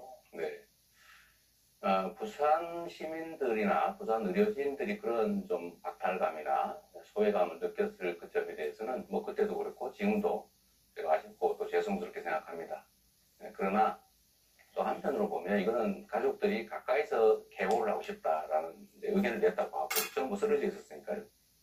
의료진들이 이건 가족들의 요구도 있고 서울대 병원으로 후송하는 게 낫겠다라고 판단했다고 하니까 그 점을 좀 이해를 해주시면 좋겠어요. 그러면 후송을 하더라도 그럼 꼭 헬기를 타고 와야 되느냐? 그렇게 중증이고 그렇게 위험하냐? 그렇게 위험해서 헬기를 이용하지 않으면 안 될 정도였다면 부산에 그대로 계시는 게 맞지 않겠습니까? 그래서 그럼 누가 그러면 어떤 사람은 부산대병원이 전국 1등인데 거기도 싫다 그러고 가족을 찾아서 가는데 그러면 뭐 지방 가서 다친 사람 전부 헬기 타고 자기 가족 옆으로 서울도 다 가야 됩니까? 그래서 그런 말씀은 제가 볼 때는 굉장히 우리 국민들과 의료진을 허탈하게 하고 특히 지역 균형을 100번 이야기해봐야 본인의 행동, 실천 자체가 지역을 너무 무시하는 거 아니냐 이렇게 생각합니다. 네, 네 분 후보 모두 주어진 시간 다 쓰셨습니다. 공약 검증 토론 다음 주제로 넘어가겠습니다. 아마 요즘 우리가 가장 절실하게 피부로 느끼는 문제가 아닌가 싶습니다.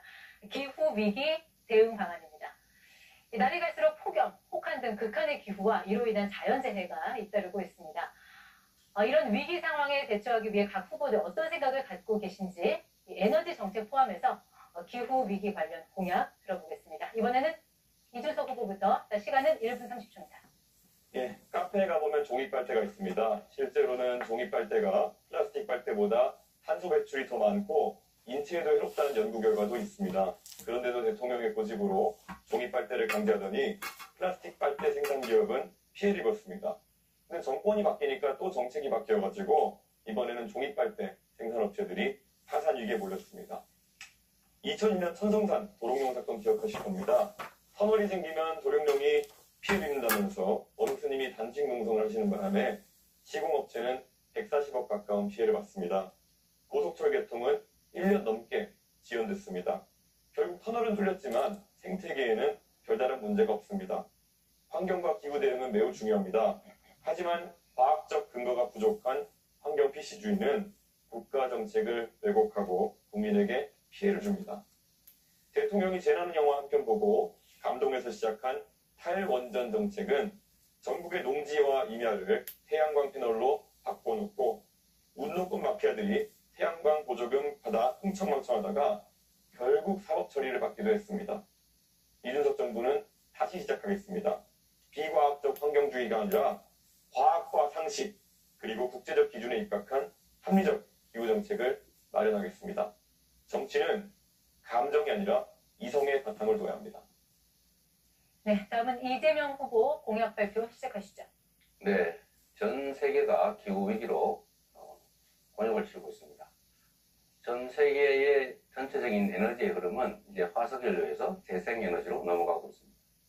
우리나라도 재생에너지 산업으로 전환을 해야 됩니다. 근데 이 집권 정부가 이 재생에너지 산업을 탄압하는 바람에 사실 우리나라의 재생에너지 산업은 매우 위축됐습니다.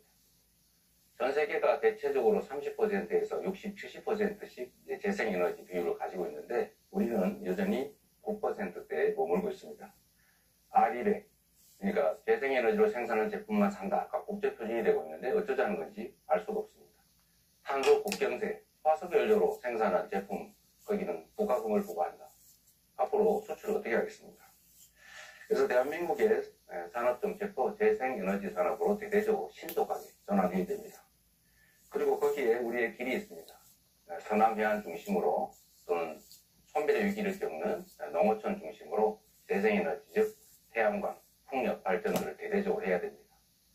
전남 일대에 지금 재생에너지가 송전망이 부족해서 추가 발전 허가가 나지 않습니다. 신속하게 송전망을 건설해야 됩니다. 해당 지역에 데이터 센터 같은 에너지를 많이 사용하는 그런 기업들을 유치하고 재생에너지 중심의 산단, 즉 아리백 산단을 만들어야 됩니다. 그래야 우리가 새로 살 길이 생긴다. 새로운 기회다. 이런 말씀드립니다. 네, 다음 김문수 후보 공약 듣겠습니다. 문재인 정부는 기후위기 대응을 한다면서도 탈원전 정책을 강행을 했습니다. 그거를 결과로 원전 생태계가 완전히 무너지고 원전 발전을 가스 발전으로 대체하면서 수십조 원의 피해가 발생을 했습니다. 그런데 이재명 후보는 재생에너지 확대만 주장하지 원전에 대해서는 더욱 필요하다는 이야기를 안 하고 있습니다. 온실가스를 가장 적게 배출하는 에너지가 바로 원자력 발전입니다. 원자력 발전 단가는 50원이나 60원 사이입니다. 반면에 재생에너지 발전 단가는 300원이 이릅니다. 이 폭염으로 에어컨 사용이 늘어나고 AI 사용으로 전기가 많이 필요한데 이럴 때 값싸고 안정적이고 깨끗한 원자력 발전이 많이 준비하는 것이 국가 에너지 전략의 핵심이라고 생각합니다. 글로벌 기후 총회에서도 2050년 탄소 중립을 위해서 원전을 3배로 늘리자며 30개국 이상이 동참을 했습니다. 기후위기 대응에서 원전을 외면하는 것은 불가능한데 이재명 후보는 원전이 위험하다고 적절하게 썼다고 말합니다. 우리는 원전을 중심에 두고 조력과 풍력 같은 재생에너지도 병행하겠습니다. 네, 이어서 권영국 후보입니다. 네, 국민 여러분, 기후위기는 온실가스의 43%를 배출하는 10대 대기업과 부유층으로부터 발생합니다. 그러나 피해는 가난한 서민과 사회적 약자에게 전가됩니다. 지난 3월에 산불로 31명이 희생되고 서울 면적의 1.7배가 불타 없어졌습니다. 폭우와 홍수로 반지하방에 살던 가족이 죽고 여름 폭염으로 노동자, 농민, 어르신들이 쓰러졌습니다. 겨울 혹한에 비닐하우스에서 지내던 이주 노동자들이 얼어 죽었습니다. 저 권영국은 기후불평등을 바꾸겠습니다. 첫째, 온실가스를 대량 배출하는 기업과 부유층에게 기후정의세를 도입하여 기후위기에 대응하고 취약계층을 지원하겠습니다. 둘째, 석탄 화석 연료 시대를 끝내고 공공이 주도하는 재생에너지 시대를 열겠습니다. 정의로운 전환법을 도입하여 노동자들의 일자리와 지역 주민의 삶을 지키겠습니다. 셋째, 부총리급의 기후에너지부를 신설하겠습니다. 넷째, 핵발전소 없는 대한민국을 만들어가겠습니다. 다섯째, 국가가 에너지전환을 주도해야 합니다. 한국산업은행이 녹색투자은행의 역할을 하도록 하겠습니다. 달성하기 쉽지 않다는 것을 잘 압니다. 그러나 매우 절박합니다. 저 권영국은 매우 과감한 결단으로 기후행동으로 이 어려운 목표에 도전하겠습니다. 네, 마찬가지로 주도권 토론으로 이어갈 텐데요. 주어진 시간은 6분 30초입니다. 발언권은 먼저 이준석 후보한테 있습니다. 시작하시죠. 예, 이재명 후보님, 지난 토론에서 저한테 극단적이라고 계속 말씀하시면서 김문수 후보에게는 원전 질문하면서 후쿠시마 체르노빌 얘기를 하면서 한국 원전의 안전성에 대해 가지고 확신을 가지지 못하는 모습을 보이셨습니다. 이게 오히려 한국의 대통령이 되시겠다는 분이 한국 원전에 대해서 불신을 가진 극단적인 상황이 아닌가 생각하고요. 자, 그러면은 중국 원전에 대해서 한번 여쭤보겠습니다. 중국 동쪽 지역에는 원전이 많이 몰려 있고요. 이게 사고가 날 경우에는 대한민국 직격탄인데 이건 어떻게 위험도를 평가하십니까? 저는 대한민국 원전을 불신한다고 한 바가 없어요. 안전성에 우려가 있다. 안전성에 우려가 있죠. 그 안전관리 비용이 엄청나게 많이 든다는 말씀을 먼저 드립니다. 사고는 잘 안 나겠죠. 그러나 사고가 날 경우에는 엄청난 피해가 발생할 수 있다. 그게 50년에 한 번이든 100년에 한 번이든 그 점을 고려해야 되고, 중국 동해안에 원전들이 많이 있는 건 저도 아는데 그 점과 거기 원전 많으니까 우리나라에 원전 많아도 괜찮다, 그런 건 아니죠. 거기가 위험하니까 우리나라 위험해 괜찮다, 그렇게 말하면 안 되는 거죠. 중국의 원전의 안전관리에 대해 가지고 특별한 대책이 혹시 있으십니까? 왜냐하면 지금 대한민국의 원전 산업이 기술 산업으로 유망하고 우리가 경험한 바로는 문재인 대통령께서 원전의 안전성에 대해서 꾸준히 의심하고 계시기 때문에 해외 페이지 같은 것도 안 됐습니다. 근데 지금 이재명 후보의 발언대로라면은 대한민국 원전이 뭐 사고가 날 수 있기 때문에 결국은 안전하지 않다는 취지로 들릴 수도 있고, 지금 결국에는 뭐 중국에 대해서는 별말 안 하실 것 같은데 어떻게 받아들여야 됩니까? 역시 제 말을 좀 왜곡하지 않으면 좋겠다는 말씀을 먼저 드리고요. 원전이, 대한민국 원전이 위험하다, 더 불안하다라고 말한 바가 없어요. 그렇게 주장하지 않아요. 원전의 일반적인 위험성을 얘기하는 거죠. 그 원전이란 지금 당장은 싼 게 맞지만 폐기물 처리 비용이나 또 위험을 비용으로 환산했을 때 그걸 계산하면 엄청나게 비싼 에너지일 수도 있어요. 또 한 가지는 지금 이미 유럽에서는 원전 생산 원가보다 풍력 발전 원가가 더 떨어지고 있습니다. 예, 그 점을 고려할 알겠습니다. 필요가 있어요. 그거 다 감안해가지고 원전이 더 싸다고 제가 그때 말씀드린 거고요. 그 LCOE라는 단가를 말씀드린 거고요. 그리고 지금 미세먼지 문제 때문에 이재명 후보께서 중국과 일본과 협력하겠다는 취지로 말씀하셨는데요. 네. 미세먼지는 편서풍지대에서 서쪽에서 날아 들어오는 것인데 일본과 어떤 협력을 하겠다는 건지가 애매하거든요. 결국 중국이 미세먼지의 원인의 대부분이라는 것을 말하는 데 있어가지고 일본이 개입할 여지가 있는지, 실제 일본 같은 경우에는 일본 대부분 지역이 중국발 미세먼지 영향권에서 벗어나 있습니다. 어떤 협력을 일본과 하시겠습니까? 글쎄요, 거기서 완전히 벗어나 있다는 것은 저는 우리 이준석 후보님의 일방적 의견 같고요. 그게 한반도까지는 피해를 끼치는데 일본에는 전혀 피해를 안 끼친다. 일본에는 아무 관심이 없다. 저는 그렇게 생각하지 않아요. 그리고 똑같은 피해 반경 안에 있기 때문에 저는 일본도 같은 입장에 있을 수 있기 때문에 일본과 협력해서 중국에 대응하면 우리 혼자 하는 것보다 훨씬 낫지 않겠느냐. 당연히 그렇게 생각합니다. 대한민국의 미세먼지 중에 중국발 영향력은 30에서 60% 수준으로 알려져 있고요. 일본에 미치는 영향력은 2% 정도라고 알려 있습니다. 그렇기 때문에 데이터가 맞지 않는 이야기를 지금 하고 계신 것 같고요. 탈석탄, 감원전이라는 이야기 하셨습니다. 그러면 이 안에서 보통 우리가 어떻게 기저전력을 무엇으로 해결하겠는가라는 질문을 하게 되는데요. 네. 에너지 수요는 갈수록 AI와 로봇의 발달로 늘어날 텐데 탈석탄하고 감원전하면은 기저전력 수요가 늘어나는 것에 무엇으로 대응하시겠습니까? 지금 현재 상태도 원전의 비중이 32% 정도고 현재 상태로는 새로 짓는 것도 있기 때문에 지금 있는 것만 해도 2060년까지는 쓸 수 있는 상태고요. 그 사이에 재생에너지니까 뭐 풍력이든 태양광이든 이 재생에너지 비중을 대폭 늘리고 그 사이에 지금 막 급속도로 발전하고 있는 에너지 저장 시스템 이걸 최대한 활용할 필요가 있고 예를 들면 양수발전소라든지 이런 기존의 시스템을 활용할 여지가 많이 있죠. 양수발전소 같은 경우에는 또 다른 환경 파괴를 낳는다는 이야기가 있는데요. 결국에는 산을 깎아가지고 결국 많은 댐을 만들겠다는 것이고 그렇지 않습니다. 그럼 에너지 전쟁을 하겠다는 기존의 것인데 양수발전소들 있잖아요. 예, 그런데 양수발전소의 기존 용량을 그러면 최대한 활용하겠다는 말씀이신데 부족한 용량 아니겠습니까? 안 짓고 하겠다고요? 그렇게 단정하지 말라니까요.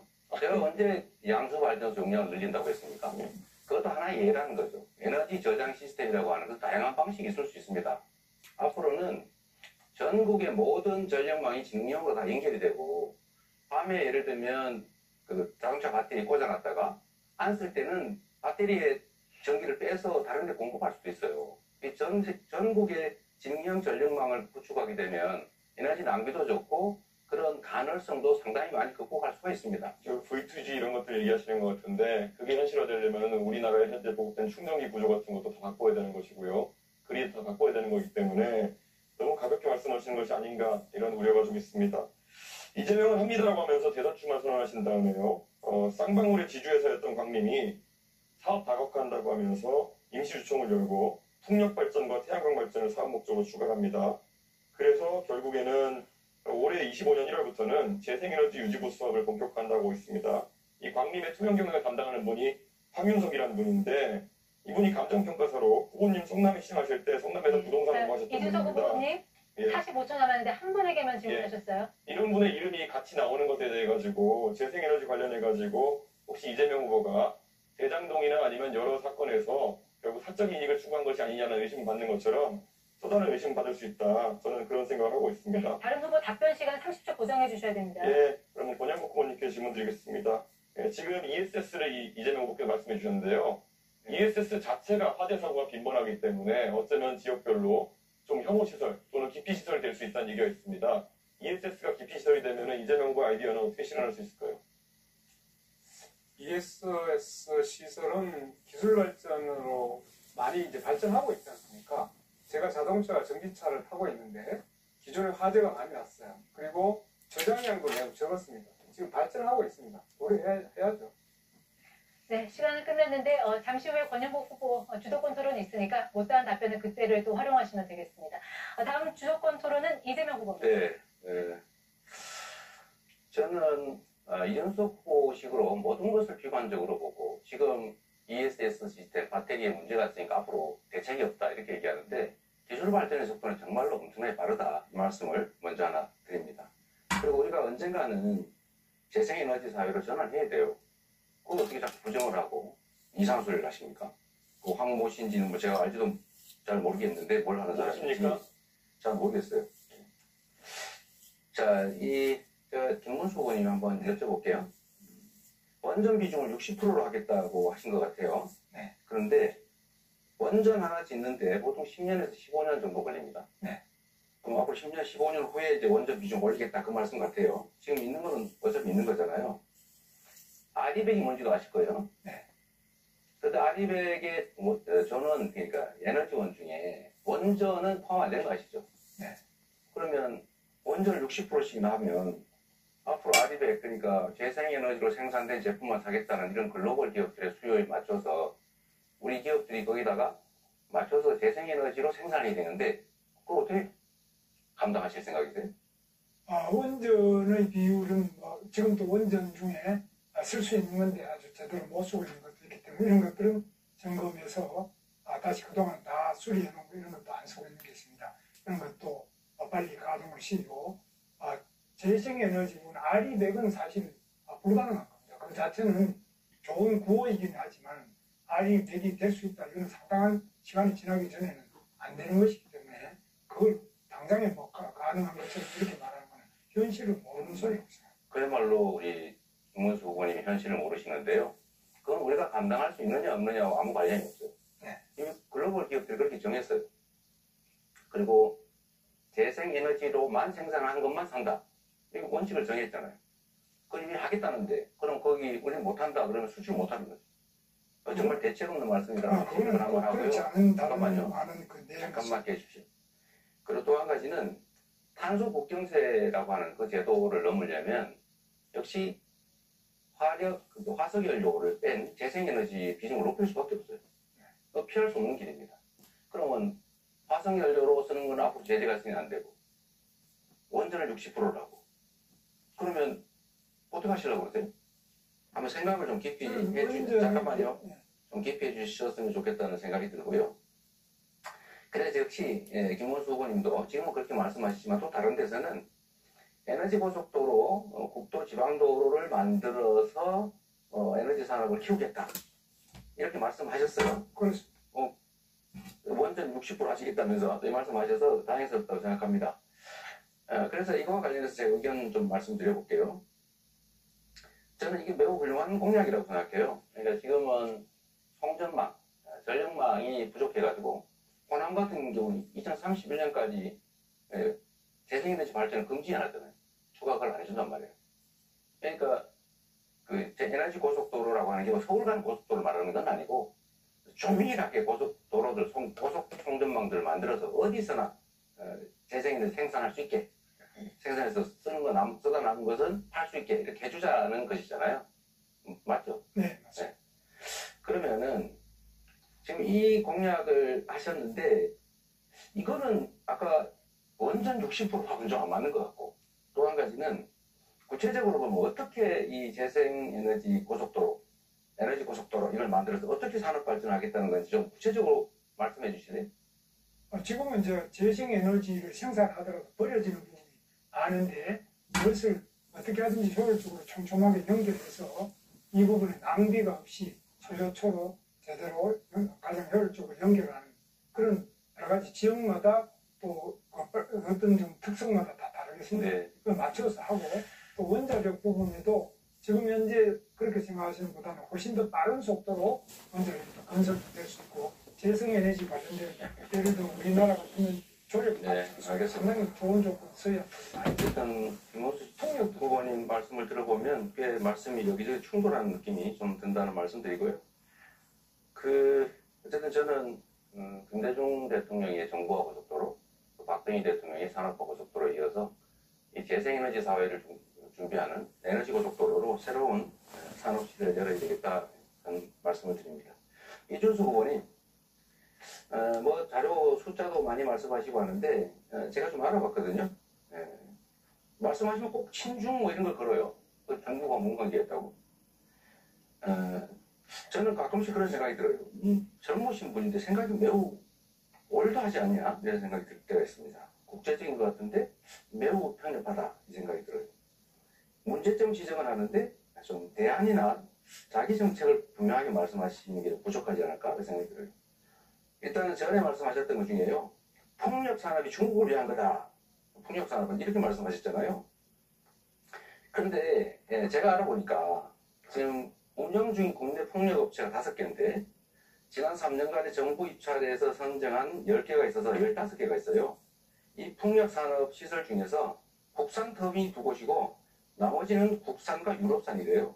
중국산은 2개밖에 없다는 거예요. 또 한 가지는 지난주에 5월 16일 가동한 5번째 신안 풍력단지 이거는 답변 시간 30초 보장해 주셔야 됩니다. 네, 그럴 겁니다. 터빈, 제가 너무 웃겨야 됐거든요. 자, 전체적으로 계속 이게- 중국이라는 단어만 나오면 본인이 네. 친중이 아니라고 항변하시는데요. 말씀하시죠. 그럴 필요 없고요. 사실 그래서 풍력 발전과 태양광의 대부분 장비라는 것이 택가리를 한다고 이제 많은 국민들이 알고 있는 겁니다. 그리고 지금 중국산 풍력 장비나 이런 것에 대해서 태양광 장비도 그렇고 결국 중요한 상황에서 안보적인 위기를 가져올 수 있는 킬 스위치 같은 것이 내장되어 있다는 이야기가 미국에서 나오고 있는 상황입니다. 그렇기 때문에 이재명을 고갈 것에 대해서 걱정 안 한다고. 네. 네, 다음 주도권 토론 김문수 후보 시작하시죠. 그렇습니다. 지금 재생에너지 부분에 대해서는 다들 뭐 좋다고 하지만 제가 생각할 때는 서해안에 있는 조력발전소, 경기도에도 시화에도 조력발전소가 있고 더 좋은 조력발전의 조건을 우리 서해안에 많이 갖추고 있습니다. 그리고 풍력발전도 아직 훨씬 더 발전할 수 있는 소지가 많이 있다고 봅니다. 꼭 중국산 원자재 셀을 많이 쓰는 태양광 발전만이 꼭 좋다고 저는 보지도 않고요. 그래서 재생 발전도 다양하게 많이 발전시킬 필요가 있습니다.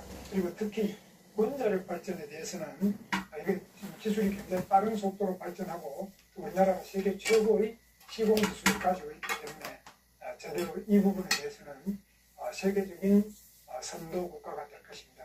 많은 나라가 아까도 말씀드렸다시피 30개국 이상 많은 선진국들이 이 원자력 발전만이 정말 탄소 배출을 줄일 수 있는 가장 획기적인 방안이라고 보기 때문에 이 원전에 대해서 저는 이재명 후보께서 훨씬 더 긍정적이고 적극적으로 검토하셔야 되지 않느냐. 자꾸 재생에너지 이야기를 하시면서 태양광 이렇게 하면 다분히 그 태양광의 셀이 주로 중국제인데 이런 부분은 또 어떻게 하고 그 부작용은 또 어떻게 하냐는 많은 문제가 있습니다. 그래서 우리 국내의 기술로서 원자력 발전에 대한 관심과 적극적인 정책이 절대 필요하다고 저는 보고 있습니다. 여기에 대해서 좀 더 적극적으로 원자력 발전의 그 필요성, 그 건설 필요성, 또 SMR이든지 이런 새로운 기술에 대한 투자, 집중적인 국가적 지원이 필요하다고 봅니다. 여기에 대해서 우리 이재명 후보께서 좀 대책을 밝혀주십시오. 저는 원전이 위험한 에너지라는 점에 대해서는 뭐 생각이 여전한데 우리의 현실이 있기 때문에 이미 지어진 원전들은 계속 잘 쓰자. 그리고 가동연한이 지났더라도 영광처럼 안전성이 담보가 되면 더 쓰는 것도 검토하자 이런 입장이고요. 그렇다고 지금 추가로 원전을 국내에 어딘가에 짓는다면 뭐 어디 터가 있냐 이렇게 묻고 싶습니다. SMR 또 이런 것들은 그런 연구해야죠. 우리 그 예산을 다 통과시켰잖아요. 그러니까 에너지 믹스가 필요하다. 어느 걸 배제할 게 아니라 적정하게 섞어 쓰자 이런 입장입니다. 네. 그런데 원자력의 위험성을 자꾸 이야기를 많이 하시는데 문재인 대통령이 그 때문에 결국 탈원전 했지 않습니까? 원자력이 위험하지만은 가장 안전한 에너지죠. 석탄 발전은 위험 안 합니까? 위험 안 한 게 그럼 재생에너지가 위험 안 합니까? 그래서 그 안전성을 자꾸 이야기하면서 원자력 발전의 위험성을 무슨 판도라 영화 같은 거 이런 것처럼 그런 공상 과학 영화 이런 것들을 보고 그럼 굉장히 위험하다. 아니면 과거에 기술이 아주 부진할 때 그때 원자력이 위험하다. 원자력 뭐 혹시 안전연구소라든지 원자력 발전하는데 이런 데 가보셨습니까? 꼭 그걸 가봐야 아는 것은 아닌데 가봐야 가보지는 않았어요. 가보지는 않았지만 실제로 그 처리 후 연료, 그 핵폐기물, 그거 정말 위험하잖아요. 처리 못하고 지금 쌓아놓고 있지 않습니까? 또 실제로 폭발 사고는 안 날 거라고 다 조심했죠. 일본인들 조심하지 않았겠어요? 최선을 다했겠죠. 그러나 폭발했고 결국은 이제 한반도까지 피해를 입히는 게 현실이다. 근데 잠깐만요. 네. 테러론에도 마찬가지죠. 지금 다른 나라에 이 사고들이 많기 때문에 가급적이면 재생에너지로 비중을 올린 게 맞다. 이런 생각을 드립니다. 그런데 후쿠시마는 그 폭발한 게 아니지 않습니까? 그건 해일로 인해 가지고 바다 속에 지진이 로 인한 해일 때문에 그것이 누수가 되고 많은 문제가 발생한 것이 원자력 발전소가 폭발한 것도 아니고 우리나라 원전의 시공 능력은 세계 최고 수준 아닙니까? 그래서 저는 이재명 후보께서 앞으로 정책을 하시더라도 반드시 현장을 가봐야 된다. 원자력이 위험하다고 하려면 원자력 발전소로 가보든지 원자력 연구소도 대전에 가실 때 한번 들러보세요. 그리고 경상도 가시면 표만 보지 말고 원자력 좀 가보셔야지만 거기서 저 사람이 정말 제대로 미래를 알구나. 그거 뭐 얼마나 우리 경주 또 울진 얼마나 원자력 완성이 가시는 김에 한번 들러가지고 이게 정말 안전하냐 사실이냐 이렇게 확인하는 것이 절대 필요하다고 보고요. 우리 이준석 의원은 어떻습니까? 원자력의 그 위험성에 대해서 과장된 이런 우리 미신 같은 게 많이 있다고 보는데 이거 어떻게 하면 좀 칼스트 같은 데서도 이런 연구도 좀 하시는 거 아닙니까? 당연하죠. 그리고 이재명 후보가 아까 원전을 가보지도 않았다라고 말씀하시는 것에서 얼마나 이념에 경도되어가지고 원전에 대한 오해를 하고 계신지를 좀 우리 국민들께서 아실 것 같다 이런 생각이 듭니다. 지금 아까 제가 물어봤을 때도 탈석탄 감원전 하겠다 그러면 기저전력을 어떻게 마련하겠느냐. 거기에 대한 대안이라면은 조금 더 깨끗한 원자력 에너지, 예를 들어 핵융합이나 이런 것들이 나올 줄 알았는데 그것을 진행하겠다는 이야기가 아니라 결국에는 풍력, 태양광 이렇게 해서 우리나라에서 경제성이 떨어지는 선택들을 하겠다고 하는 것이거든요. 우리 김문수 후보 잘 아시겠지만은 그 유럽의 북해나 이런 데 가면은 정말 양질의 풍력 자원이 있고 그를 통해 가지고 재생에너지 비율을 높여나가는 나라도 있지만은 대한민국 같은 경우에는 지난 토론에 제가 지적했지만 태풍의 경로상에 남해안 그 풍력 발전소들이 위치하게 되는 것이고 태양광 발전 요건 같은 경우에는 다른 나라보다 안 좋은 것이 사실입니다. 그럼 이게 나중에 다 비용이 돼가지고 우리 산업이 사실 전기요금에 얼마나 많은 영향을 받습니까? 산업에 대한 이해도 없이 말 그대로 이념에 경도돼가지고 탈원전, 감원전, 그리고 재생에너지 확대 이런 거 얘기하는 거는 지금 기업하시는 분들이 아니면 뭐 작은 사업하시는 분이 들으시면요. 아이고 이거 우리 전기요금 200원, 300원으로 오르는 얘기구나 이렇게 받아들이실 겁니다. 예. 그래서 저는 생각에 지금 제일 문제가 되는 게 재생에너지도 좋고 태양광도 좋은데 여기에 운동권 출신 제 후배들도 많이 그걸 하는데요. 이런 부분이 어떤 비리 영상이 돼서 안 되고 특히 이런 부분. 네, 김문수 후보 주도권 토론 시간 다 끝났습니다. 이제 권영국 후보 주도권 갖고 토론 시작해 주시기 바랍니다. 네네. 먼저 이준석 후보에게 먼저 묻겠습니다. 제가 듣다 보니까 이준석 후보는 꼭 자기 지식 자랑하러 여기 나온 거냐라는 생각이 들 정도예요. 하나 묻겠습니다. 이념의 문제로 이 원전과 재생에너지를 바라보는 것은 누가 그렇게 이념의 문제로 봅니까? 굉장히 당황했습니다. 후보님 공약지 어디에도 기후 공약은 보이지 않았습니다. 선관위에 제출된 10대 공약을 샅샅이 적어봤는데 없었습니다. 그리고 5월 21일 날 그 시민단체가 재생에너지 관련 질의를 했을 때도 후보님은 답변을 피하고 있는 것으로 보였습니다. 자, 그러면 청년을 대표한다고 하면서 미래 세대가 가장 관심을 갖는 기후 공약을 단 하나도 제시하지 않았다는 건데 이거 어떻게 이해해야 돼요? 저희는 당 차원에서 총선 때부터 당공약으로 아이백과 그리고 CF백과 같은 국제적인 기준이 있는 환경 규제에 대해 가지고는 저희가 잘 쫓아갈 수 있도록 하겠다라는 입장을 밝힌 바 있고요. 저는 기후 환경에 대해 가지고 젊은 세대가 가진 방향성이 딱 이것이다라고 우리 권영국 후보님께서 규정하지 않으셨으면 좋겠습니다. 방금 저와 김문수 후보가 나눴던 대화 같은 것들도요. 충분히 젊은 세대의 공감을 사고 있는 경우도 있고 특히 거기에 더해서 원자력 발전에 대한 부분은 이미 지난 문재인 정부의 이념적인 행동 네, 때문에 끝까지 듣겠습니다. 이념적이라고 판단하는 국민들이 있는 거 아시지 않습니까? 이념적이라고 판단하는 분들이 있는 거 아시지 않습니까? 예. 네, 끝까지 듣겠습니다. 네, 끝까지 듣겠습니다. 네, 끝까지 듣겠습니다. 예. 지구를 살리겠다라고 나서고 있는데 그것을 이념 문제로 치부한다는 것은 오히려 이준석 후보가 지금 기후 문제와 에너지 문제를 이념 문제로 갈라치고 있는 거 아니냐라는 말씀을 하나 드리겠습니다. 그리고 제가 왜 그러면 당에서 했던 것 후보 운영에는 하나도 집어넣지 않았을까? 혹시 단일화를 염두에 둔 거 아닐까요? 이런 질문이 들었어요. 기후 공약이 없으면 단일화하는 네, 겁니까? 그래서 제가 별칭 하나를 한번 드리겠습니다. 기후 없는 이준석? 어때요? 굉장히 좋은 것 같은데. 자, 그러면 다음 이재명 후보에게 묻겠습니다.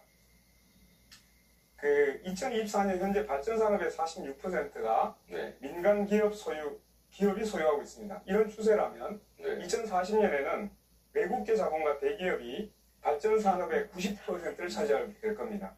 자, 국부가 유출되고 대기업의 배만 불려주게 되는데 민영화로 당연히 전기료는 올라오겠죠. 그 피해는 국민들에게 전가될 겁니다. 재생에너지 해상 풍력 사업이 특히 그렇습니다. 이 민영화가 아니라 공공이 50% 이상 주도해야 한다고 저는 생각하고 있습니다. 후보님, 제 의견에 동의하십니까?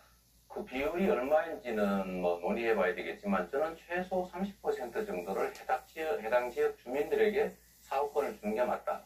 신안 같은 경우는 그걸 통해서 햇빛 연금이라고 주민들한테 배당을 해주고 있지 않습니까? 저는 그거 대폭 확대해야 된다고 생각해요. 자, 그러면 우리가 이제 이 공공이 주도하느냐 네. 아니면 민간 대자본이 주도하느냐에 따라 가지고 결국 나중에 보면 전기료를 결정하는 게 민간이냐 그렇습니다. 대자본이냐 여기에 따라서 매우 위험한 상태가 될 거라고 보거든요. 그렇습니다. 이것을 주도하기 위해서는 공공주도 에너지로 갈 수 있도록 그렇게 한번 검토를 부탁드리겠습니다. 네, 뭐 저도 전적으로 공감합니다. 하겠습니다. 자, 기후 난개발로 인해서 대한민국이 심각한 몸살을 앓고 있습니다. 부산 가덕도, 제주 이공항, 체감동, 흑산도 신공항 이런 데 많이 있습니다. 네. 자, 얼마 전에 제주항공 참사 원인은 조리 충돌이었다. 그리고 가덕도는 무한보다 조리 충돌 위험이 246배, 새방금 공항 610배나 높은 지역입니다. 게다가 가덕도 공항은 이미 그 현대건설 컨소시엄이 건설 공사기간 연장을 요청했다가 취소됐습니다. 자, 그러면 이 사업은 전면 재검토해야 되는 거 아닙니까? 여러 가지 논란들이 있지만 이게 이제 오로지 경제적 요인만으로는 판단할 수가 없고 이 정치적 요인들도 분명히 있거든요. 근데 이게 만약에 가덕도 신공항을 취소하는 상황이 발생하면 이 국토 균형 발전이라고 하는 그 전략적 목표, 또 지역 소외 또는 정치적 분란 이런 것들 때문에 더 큰 손실이 발생할 것 같아요. 어쩔 수 없이 그냥 진행을 보완해 가면서 해야 되지 않을까 싶습니다. 예, 이재명 후보님한테 그런 말씀을 들어서 대단히 유감입니다. 어떻게 공항을 짓는데 그걸 정치적으로 고려해서 밀고 나가야 된다고 생각합니까? 이건 정말 재검토해야 된다고 생각하게 되게 만드네요, 결국은. 네. 자, 그러면 김문수 후보께 마지막으로 물어보겠습니다. 기후대책은 곧 에너지 정책입니다. 그렇죠? 후보께서는 원자력 발전 비중을 현재 31.7%에서 60%로 2배 확대를 하고 신규 원전 6개나 더 짓고 그 다음에 소형 모듈 원전도 상용하겠다 이렇게 했습니다. 그런데 고준위 방사선 폐기물 처리량도 여전히 싣지 못해서 원전 안에 폐기물이 포화가 된 상태입니다. 원전 비중 2배 올리면 폐기물 2배는 나올 텐데 신규 핵발전소와 폐기물 처리장은 어느 지역에 건설하시겠습니까? 답변하세요. 그 부분은 이제 여러 가지 공모를 통하고 또 앞으로 원전 폐기 기술을 높이면서 지역 보상도 높여서 잘 결정할 수 있습니다. 세계적으로 고준위 핵 폐기물 처리장을 만든 곳은 핀란드라는 아주 특이한 나라에 딱 한 군데밖에 없습니다. 화장실 없는 아파트를 계속 짓자는 얘기 아닙니까? 아파트를 지어가지고 화장실 없으면 그거 어떻게 처리할 거예요? 정말 이해할 수 없는 이야기를 계속하고 있어서 핵 폐기물은 얼마나 위험한지를 아시지 않습니까? 지금 후쿠시마에서도 로봇으로도 처리 못하는 게 핵 폐기물입니다. 고준위 핵 폐기물. 네, 이렇게 공약 검증 토론까지 모두 끝났습니다. 하고 싶은 말씀 다 하셨는지 모르겠습니다. 마무리 발언 1분씩 드리겠습니다. 자, 이재명 후보부터 말씀해 주시죠. 네, 존경하는 국민 여러분, 많이 잘 살펴보셨을 것으로 생각됩니다. 정치는 비난이나 비판만 가지고 할 수 있는 것이 아닙니다. 행정은 있는 길을 잘 가는 것이지만 정치는 없는 길을 만들어야 합니다. 우리 국민들이 겪고 있는 이 현실의 어려움, 그리고 이 나라가 겪고 있는 이 위기를 지금 슬기롭게 잘 극복해야 합니다. 결국은 헌정 질서를 반드시 회복해야 합니다. 헌정 질서를 파괴한 세력들이 다시 돌아오게 할 수는 없습니다. 아무런 대책 없이 비난만 하는 그런 생각으로는 이 거대한 대한민국호를 제대로 운영하기 어렵습니다. 유능한 선장이 필요합니다. 충직한 일꾼이 필요합니다. 저 이재명은 성남시 경기도 민주당을 이전과 완전히 다르게 바꿨습니다. 똑같은 조건에서 전혀 다른 결론을 만들어냈습니다. 준비된 그리고 유능한 충직한 저 이재명이 새로운 대한민국, 진짜 대한민국을 꼭 만들겠습니다. 네, 다음 김문수 후보 마무리 발언 듣겠습니다. 국민 여러분, 지금 우리는 독재냐 민주냐, 총통제냐 문권형 대통령제냐, 이 갈림길에 서 있습니다. 우리나라 대한민국의 민주주의의 위기입니다.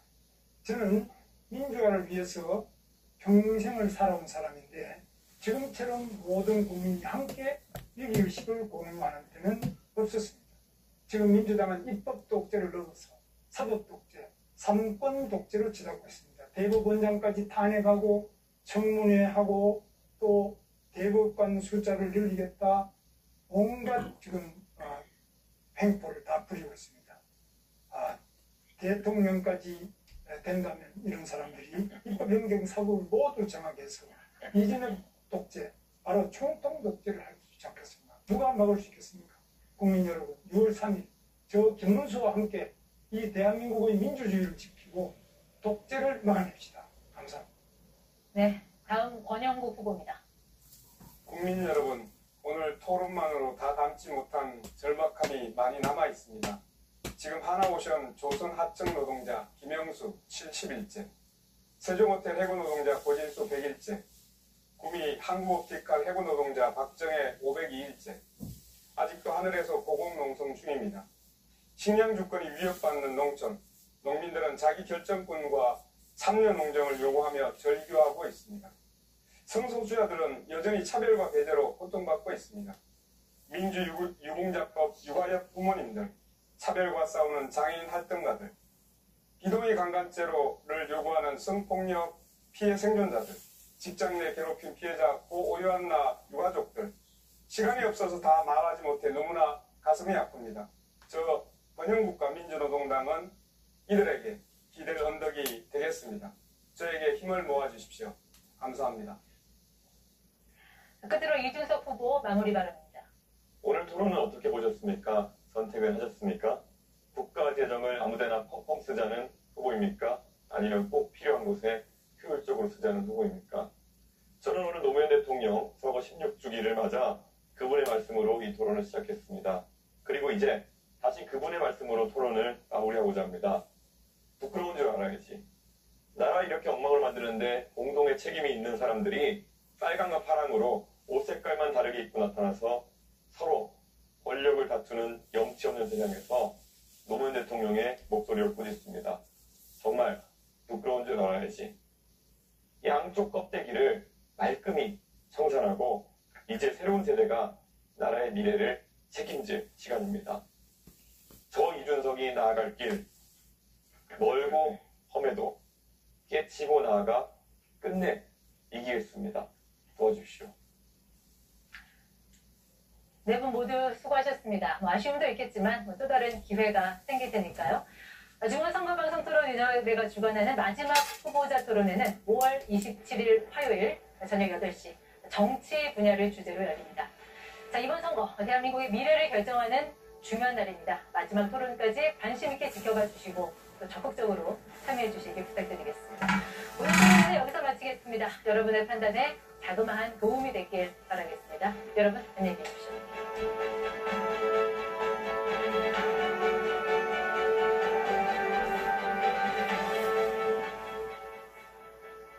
네, 지금까지 대통령 후보 4인의 두 번째 방송 토론에 함께 해보셨습니다.